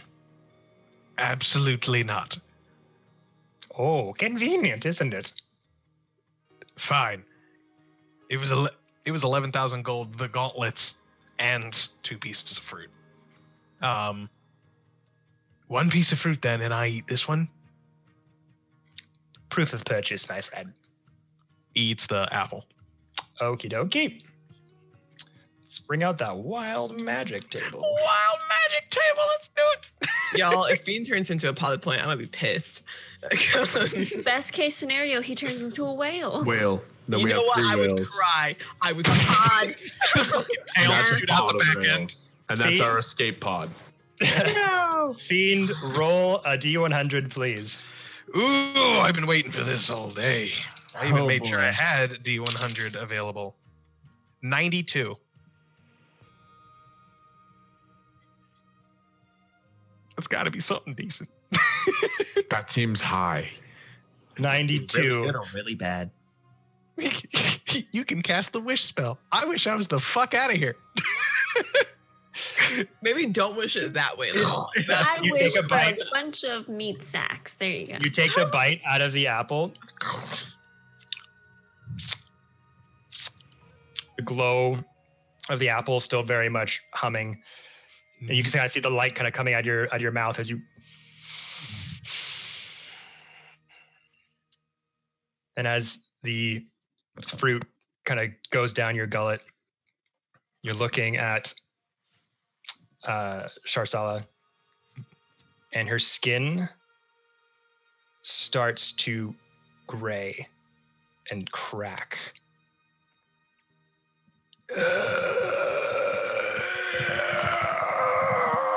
your whole manner of being decays like instantly, like you're looking at a body decaying in rapid fast forward motion. And she looks like a decaying corpse in her, almost like Pirates of the Caribbean style, like her clothes look frayed and old, and it scares the shit out of you for a second. As she just looks like a zombie, basically. But she's still sitting the way that she was before. What's the matter, fiend? You seeing something weird?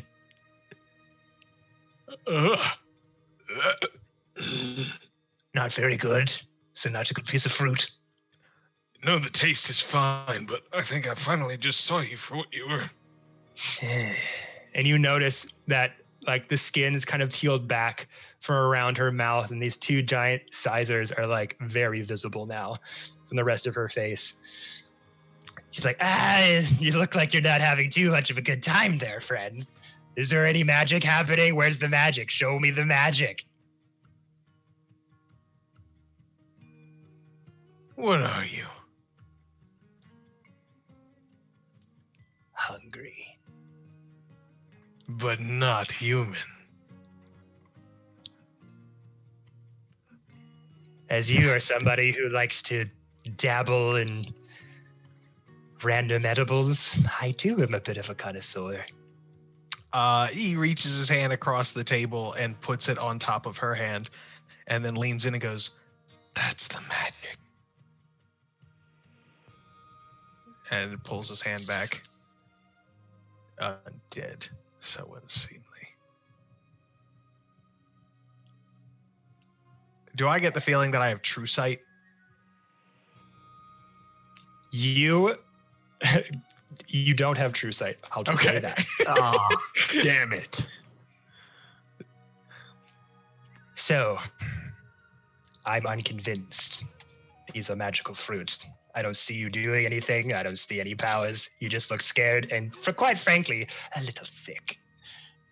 So why don't we table this conversation for later if you're still interested? Still got a day's travel? Let it mull over yourself. He stands up, picks up the other apple, and puts it in his pocket or in his bag.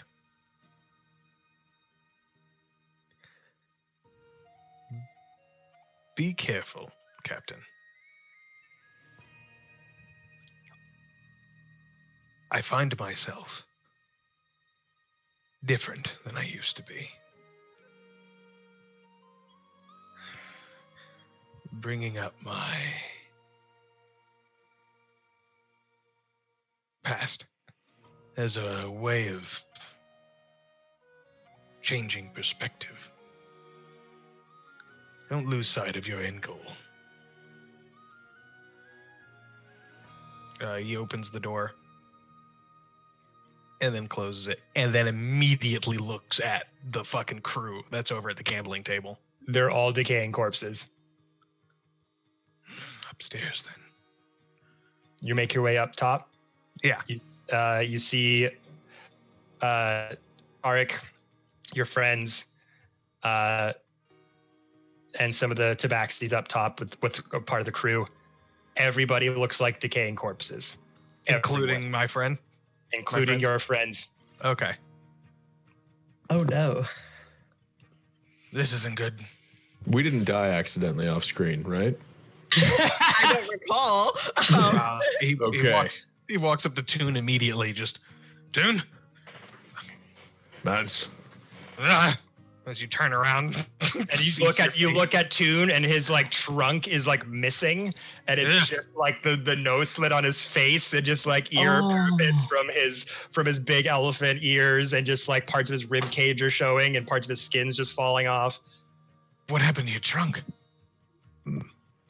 nothing. And I'm gonna like tousle his hair and sort of like look at him in the eyes. Are his pupils dilated? Does he look really high? Oh yeah. He looks fucking running high through the goddamn clouds. I'm a shaman. I can help. I was about to say magic medicine, man. Do I see this from across the deck? Okay, I'm gonna cast Greater Restoration on him. Tark, you just see fiend just going up to Toon, be like, just looking kind of worried. But Toon, you go to do Greater Restoration. Yeah, can I channel that through my trunk that's currently tousling his hair that he can't see? Yeah, sure. Distinct telekinesis is being used on my hair. Yeah, you just think some like invisible thing is just swirling around your hair. Like,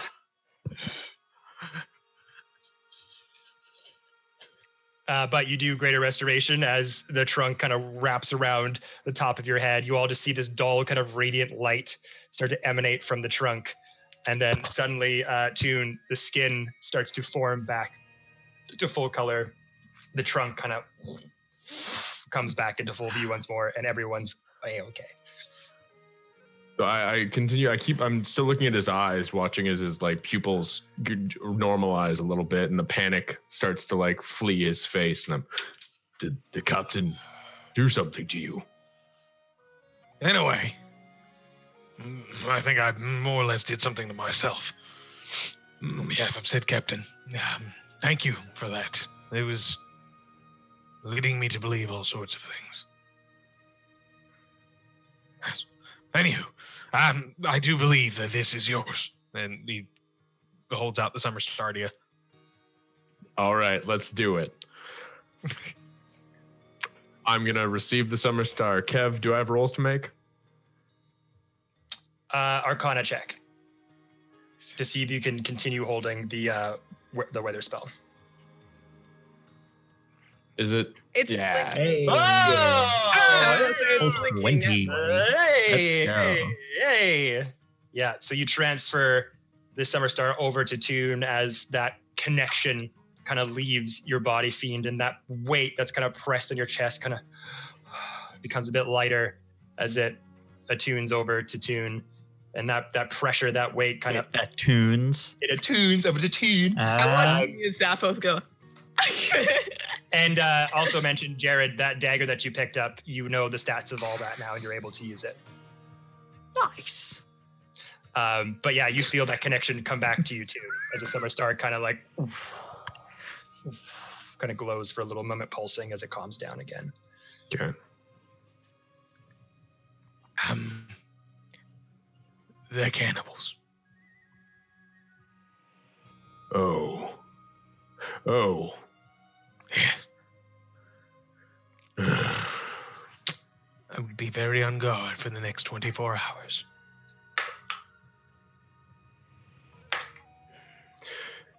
Very well. And Toon sort of just shakes his head, ruminating over this deal that they struck up with a war criminal to party up with cannibals. And how that is perhaps not the wisest thing that we could have done. Is okay. Oh, sorry. Sorry, I thought you Ramira, you had your hand up. Are the tabaxis up on top of the top level of the boat? Yep, they're back up at the top level, looking over everybody. Okay. Still keeping a good Um, watch. I do want to go introduce myself to these folks. Sure. Did you want to like talking to both tabaxis or just one of them? I'm not gonna like call them over, but she's gonna just kind of probably the one that kidnapped her. Okay. I don't know how she's gonna start this. Probably just come up not being helpful. I thought that perhaps since we will be together for several days, I might as well know the name of my captor.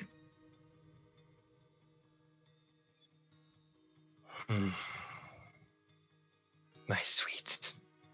My name is Shadow. And your carbon copy? Oh, his name? Mm. Silk. Interesting. I believe I didn't get yours in the tumble of everything that was going on. My name is Ramira. It's very nice of you to ask. Ramira. Apologies about transpired. Had to kind of make a judgment call, and well, We all came out ahead, didn't we? She just looks him up and down. Yes, I suppose we did. I can't say that I blame you. Having your brother turned into a cat after all. Yeah, he doesn't like people fucking around with him, and neither do I. Then we are of a similar fabric, you and I. And Silk. Do your friends here fuck around with you much? Not with me, but with people that get in our way. Veiled threats, eh? No, Of course. more so just a service announcement. I like you. And Silk. It'd be a shame if anything happened.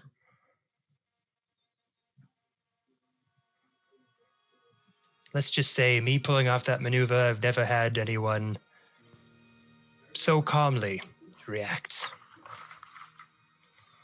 You're good under pressure, I'll give you that. Oh, Shadow, you flatter me.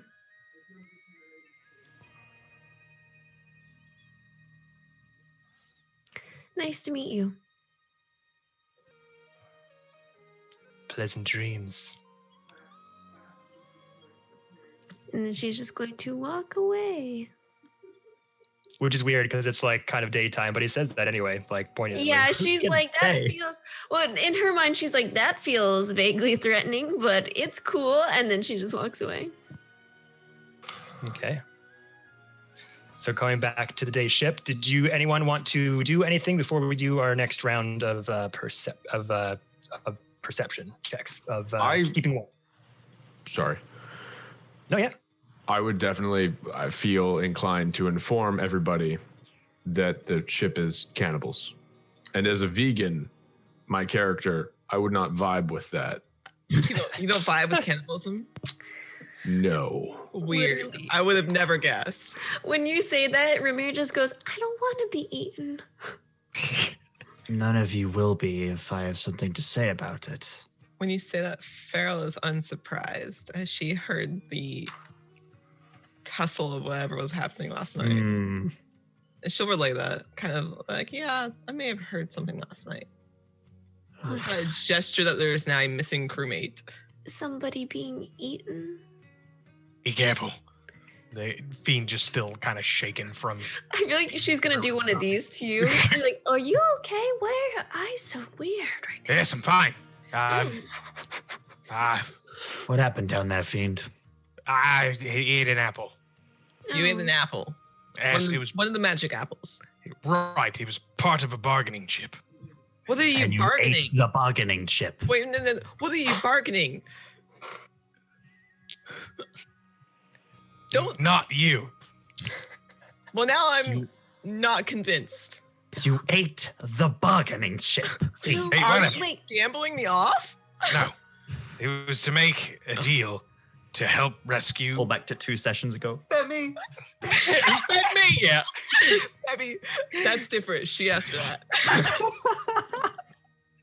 Part of an elaborate scheme on my part and a deal to be made with her to get both her person out of the prison and my old leader. Now, with that being said, she wanted people. And admittedly, I just initially thought it was to man the crew.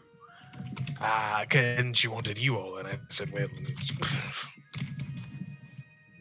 Right. can't do that. So, next, and it eventually stumbled down to 11,000 gold and a piece of this gear and a couple apples. In which case, then she made me one to prove that it was a magical apple, despite the fact that the fucking thing glows. Well, But, I And? digress. And It made everyone zombies. what? I'm not You sure. was hallucinating. Yes. Oh, yes. What? Okay. I think he needs a nap. And she's going to turn to Toon, who is the least favorable in all the cannibalism. That Tabaxi said that he wanted me to have good dreams, and I can't help but think that he wants to eat me now, and I'm concerned about this. And they want them. He's Well- gonna try to eat me in my sleep. Absolutely not. If I have anything to say about it, This is Oh, why they're definitely dry. this is why we have watches. I will take watch tonight. I begin to wonder if our being on the ship is, well, wise in the least. We could take back to the air. That was always an option. We are closer now to our destination, We still don't know where it is, though. but they do. Will they tell us? Hmm? Fiend, pay attention. But yes, I'm awake and attentive. I don't think I'll ever Are you? sleep again. Right.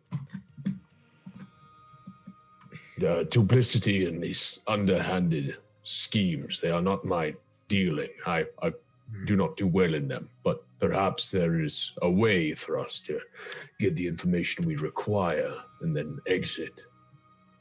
And possibly, I mean, and Toon looks over to Fiend almost like sheepishly, like, well, blow up the ship as we go. Yes. I threatened to do that. Ramir's just gonna start lighting up marshmallows with a light cantrip and like tossing them at Fiend to start a trip. I thought you used up all your marshmallows. Fuck. I'm gonna find something else in my pouch They and melted. just. You could probably just fish them out of my pocket. I won't I'm even gonna know at do. this There point. you go. I'm gonna do that. Just, what are you doing? Uh, Get away from Sorry, Ben. Before you start there, I'm curious, Sir Strange, you hearing all this talk about Cannibalism. possible cannibals, crazy dealings with the captain and Fiend. What are your thoughts on all this? Ugh. I Summed hold up, the my- TLDR. I hold up my pickles tightly to my chest. Oh. I just remember back at how the Tabaxi was looking at me earlier that evening. That Tabaxi thought I was a snack. In more ways than one, I'm sure. Not into it. Is there more than one Me way? neither. What? It's fine. I don't understand. Derek, I'm pretty sure none of them are Sugar Bear. Yes, I am very aware that. Anyway, we Okay. are maybe a day away from arrival now. It's only one more night. We will keep our watches. We should be safe. If we need to make an emergency exit, we can. But for now, we should recuperate and collect ourselves as much as we can. I have a folding boat. You do. We are Very two. true. Also, credit where credit's due. This is the closest that Sir Strange has gotten to pinpointing Sugar Bear because of that albino kobold. That was like, You're right. like not that far off. You know We're what? dialing in. You know what? Good job. My investigation is not yet done. We're gonna find actual Sugar Bear over here, and it's gonna be the one time they are just They like don't say. goblin. Who No, is that's that? Sugar Bear. No, it couldn't be. That couldn't be Sugar Bear. You're pulling my leg. I No, would really, like to that's- ask. that's Fiend, Sugar Yes, Farrell. did you see a map on the desk or anything? Just in case we do have to make a quick escape. I see a map on the desk. Did I see a map on the desk? Perception check. Oh no. Oh, excuse me. 13? There was one on her desk. Yes. Map. Cool. Yes. Map. So if we Yeah. do need to use a folding boat or fly out of here, we'll just steal the map. Mhm. And then light the ship on fire, like gesturing towards Toon. Oh, we that's really too simple. want- Make a big hole Yeah, like that. Yeah, big hole. That's fine. Do near we the really- bottom so it sinks. Sorry, Ben? Do we really want to be making more enemies? Really? These may not be savory individuals, but we do not need to make enemies. of We're them. going to be savory individuals if we aren't careful. They're going to eat us, Tarek. Oh, right. I was confused. Why No, is the Macarena happening? I don't know. like I said, we shall keep watches tonight. We will arrive tomorrow, and then we do not have to see them again. Their job Yes. will be done, and we will have us to do. What's one more night? We'll just have a Take watch. sleepover. I was about to say I would sleep close tonight. Puts Toon's trunk on top of her head and tries to bury in. Perfect. Okay. I'll take So- a watch. After having that conversation, going down to the nighttime. If there's nothing else. Ben, I'm giving you the opening. Yeah. Okay, cool. Yeah. All right. Yep. right. Cool. I didn't Thanks, want Wednesday. you to just miss your chance. No, I mean, I can do it at any time, but, that seems as good a time as any. Okay. So as the rest of you are kind of putting your bedrolls out to sleep on the top hall of the ship, Tabaxis have gone down to the lower hall as well, just for. Tarek will volunteer to take the first watch, so he'll kind of be setting up for that. And kind of watching over everyone as they start to settle down. Ramira called second. Strange called third. Ramira second, Strange third, Fiend fourth. Okay. Cool. And kind of as everyone's kind of laying things out, he'll just quietly make his way over to Farrell. Who's getting her bed stuff out and ready. Farrell. May I have a moment? Sure. I'll just take her off to one side. Okay. I know this might not be what you want to hear right now. I know. But if we're going into battle against the Frost Maiden,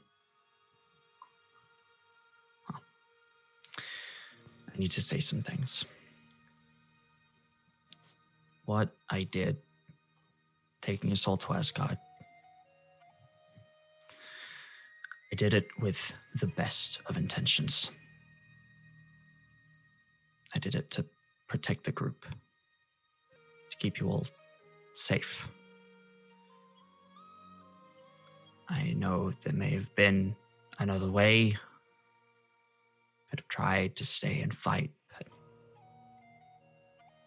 in that moment, I made a call and I had to stick to it. Regardless of whether it was the right call or not, those actions had consequences. Consequences that put our friends in danger. And he just looks at you. Are you looking at him or are you looking away?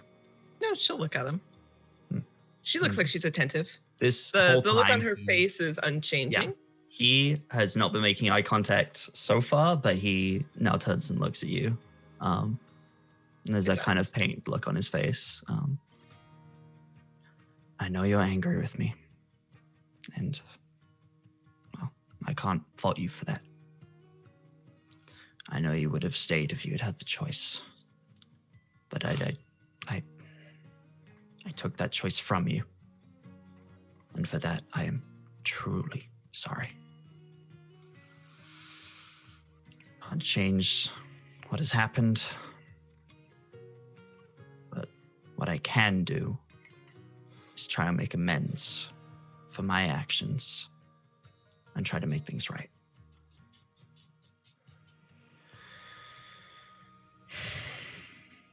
And that,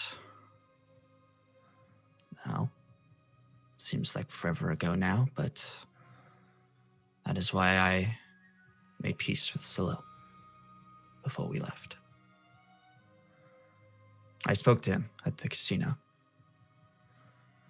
I apologized to him for my behavior, and we decided to start a clean slate.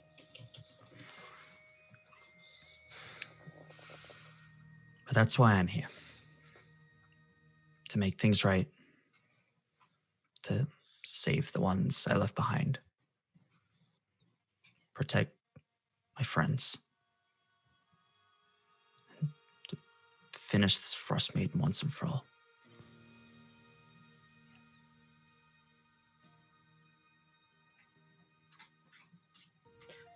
Are you apologizing because you mean it? Or are you apologizing because you don't think all of us are going to make it out? I'm apologizing because I mean it. And I don't know what will happen. But I will do everything I can to make sure that we all leave this place when the job is done. I will lay down my own life before anyone else's, if I have anything to say about it. But I intend on all of us surviving tomorrow. And if not?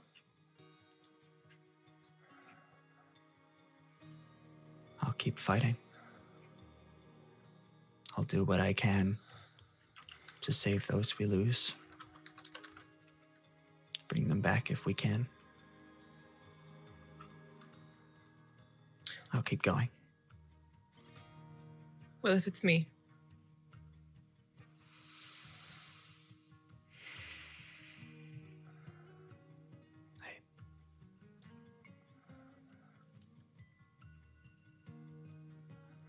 Rumira has healing magic. That's not what I asked.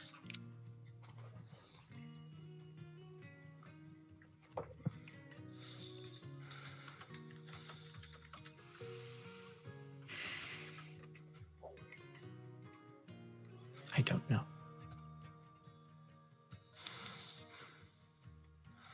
But I will do everything I can to make sure that doesn't happen. And I would be lying to you if I told you I did know.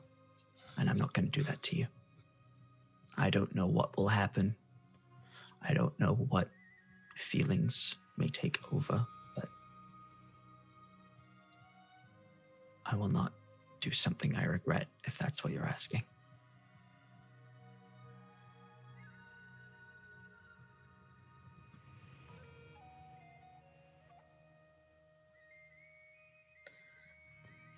That's fair enough. I can't say I forgive you because I don't. I wouldn't ask you to. And I never want to hear you say that you value free will over anything else when you took mine from me. I understand. And if I die here, I expect you to treat me the same way as if it was one of our other party members. Mm-hmm. And if I do die here, based on how our last fight with a frost individual went, you have to move on without me. Because I cannot carry the weight of your world anymore on my shoulders. Because I am drowning. And you are supposed to be on my side, not be the one causing the issue.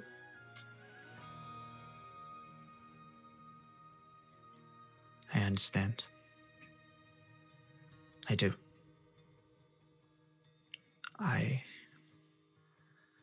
know I've been very dependent on you for support. I may be strong, I may be able to fight till my dying breath, but feelings, emotions, something that is still new to me. And I am trying. And I'm doing better. I will always try and do better. That I will promise you.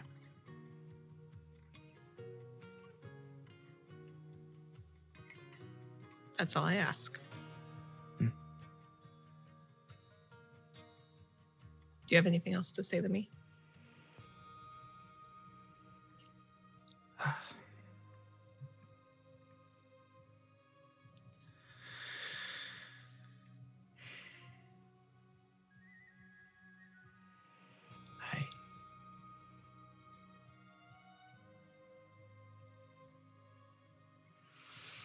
We'll make it through this.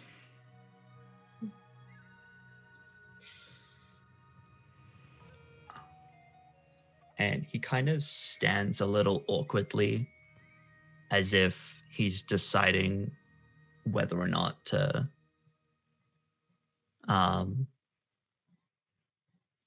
gesture for a hug. Is he just shifting back and He's forth? just unsure. He doesn't know. He just kind of like... He knows that he is he doesn't know where he doesn't want to push the limit too far, you know? He's kind of Is it like the stepbrothers hug where you're like, not quite. He's just kind of standing there, kind of just a little awkwardly unsure whether to just the subtle gestures of like trying to go in for a hug. Yeah. Is it the dancing kind where you go to leave and you're like, oh, no, you kind of, yeah, maybe a little bit. Yeah.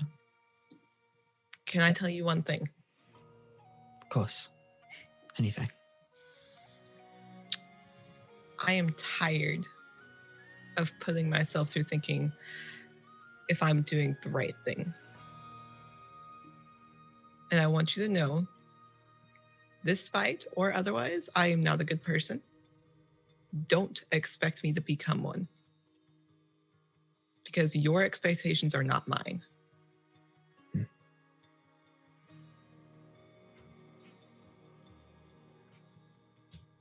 Yes. Do you understand? I do. You are your own person, and that is why I care about you so deeply. You won't change for people. You are your own person. And that is why I care. I understand and I accept that.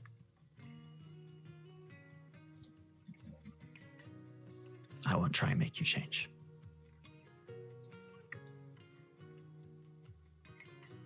But I will be there to support you, whatever you decide to do. Okay.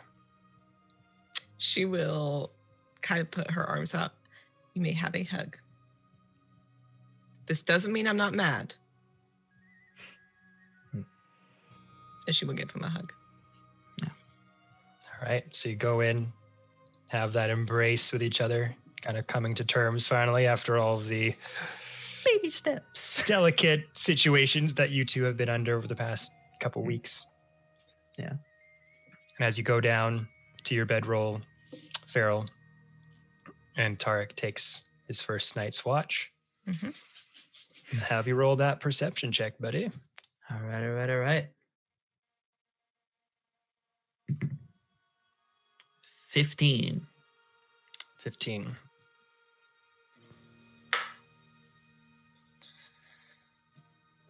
So same thing as before.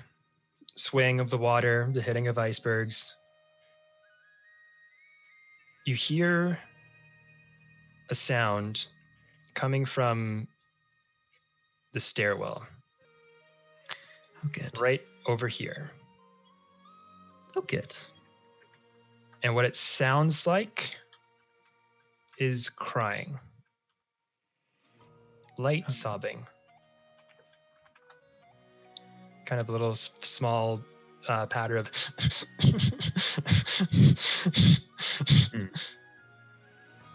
Can I gauge from the individuals that I know of on the ship who it might be? You'd have to go down and see.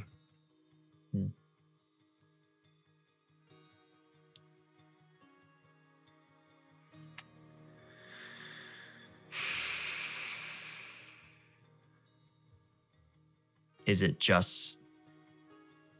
that all it is currently? It's all it is currently. Everyone's asleep.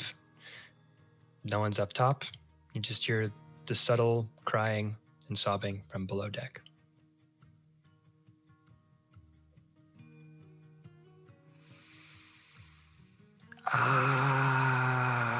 We are guests on this ship.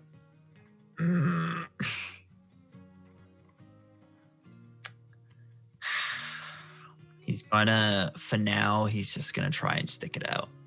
Because he knows that if he goes down there and tries to, he's very aware, after what he was told, he's very aware of what might be happening down there.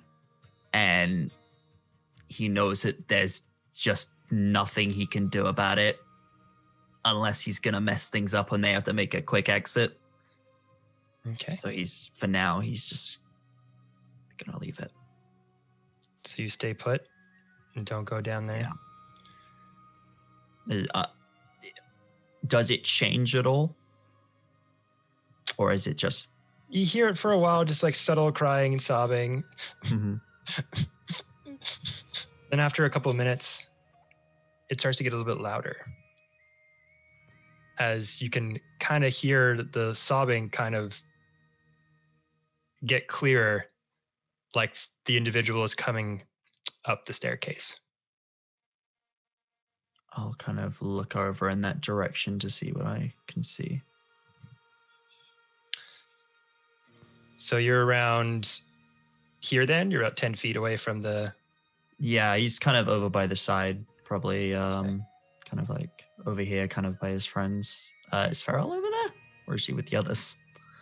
Farrell was talking to you, but I think her bed would be here with the others, I assume. Farrell? I think it's with the others, yeah. Yeah, he's kind of stood around them, kind of, again, kind of his usual kind of stance of looking over the side, surveying the ship, but very much close to his friends protectively. So as that sobbing gets a bit more clear, like this individual is coming closer to the top, a form appears.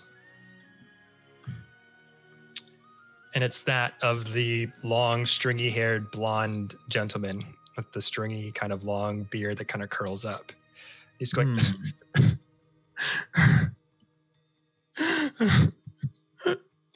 Chris? What are we doing here? What are we doing here? I can't take this anymore. I can't Chris. take it. And he's slowly walking towards you. I'll kind of turn and just be like, Chris, what? What is that? They took... He's kind of getting closer to you, Sally. He's going, they took everything from me. They took everything from you? My money, my fame, Who? my possessions. Who did this? Stabs you with a knife Ah! right in the rib cage and says, Does he not have to beat my AC? he will attack.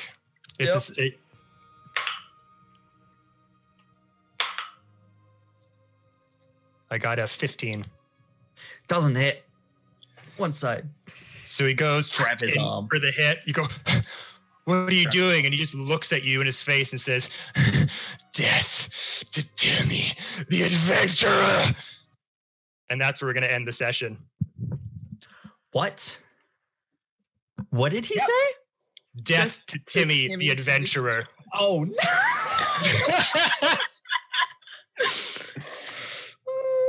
And from your history, you know that there's only one person who knows that information. Benjamin! At least he didn't stab me. Ben, do you realize who it is? Kevin really said all of your backstory is here. It's here. Kevin really said, let's bring everyone back from the first one shot, huh? That's Oh my god. And I Um, didn't it's been a while. recognize him? Balthazar, you don't recognize him at first. His hair's all disheveled and scraggly. He's grown a beard. He has, like, his clothes are all worn. How did and he know it bubbled. was me? Hey, Balthazar. He never saw non-Tim the adventurer. No. How did he know it was me? Hey, Balthazar. It's been a while. You look rough, buddy. That from what you would know for Farrell and for Tarek, Farrell and fiend of Balthazar Kerm, the highfalutin noble who hosted that party all long ago for your first one shot. Oh my It god, was you described his Poe. noble clothes earlier too. Yeah. It was the guy that Zaith had us steal from. Oh And he my had god. a very peacockish way about him. Yes, he Mm. did. So I must have been good to him, but that's where we're gonna end the session, everybody. I hate it here. Uh, Oh boy! Make a note that I would have. I mean, I can do this at the beginning of next session, but just when he goes to do that, grab his arm. I'm just gonna try and knock it out of his hand. But I'll do that at the beginning of next session. Karate chop. Judo chop. but we will Hell pick yeah. this up next week and see what happens from there as you move Man. closer to the Sea of Moving Ice and all that fun stuff. Kevin's really throwing everyone's backstory at us. Mhm. And this is Yeah. Icewind Dale. Cool. Kevin went, oh, you guys don't want to go to prison? Cool. I'm going to hurt you emotionally. Okay. Didn't want to go to prison? Maybe you should have. Maybe you almost would have preferred that at this point. But thank you everyone for watching us tonight. Hope you had a good time as we do here every week. Always makes my heart warm when I get to see all these friends every week. So Oh, yeah. We feel thank great. Yeah. I appreciate you, Feel great. Kevin. It was Thanks for fun. putting up with us. Yeah. Thank No you to Kevin worries. for putting up with this. But thanks everyone. We'll see you here next week. Same bat time, same bat channel. If you want to hang out in the Dicecream Discord, sometimes we look at hilarious D&D memes after the session that are sometimes Heck made by the viewers of the show that can be pretty funny. And I don't know if Motor Ninja Cat was watching this one, but no, but sometimes other people take the reins on that as well. So Hello. thanks everyone. We'll Heck see you yeah. next week. Have a good one. Bye-bye. Bye.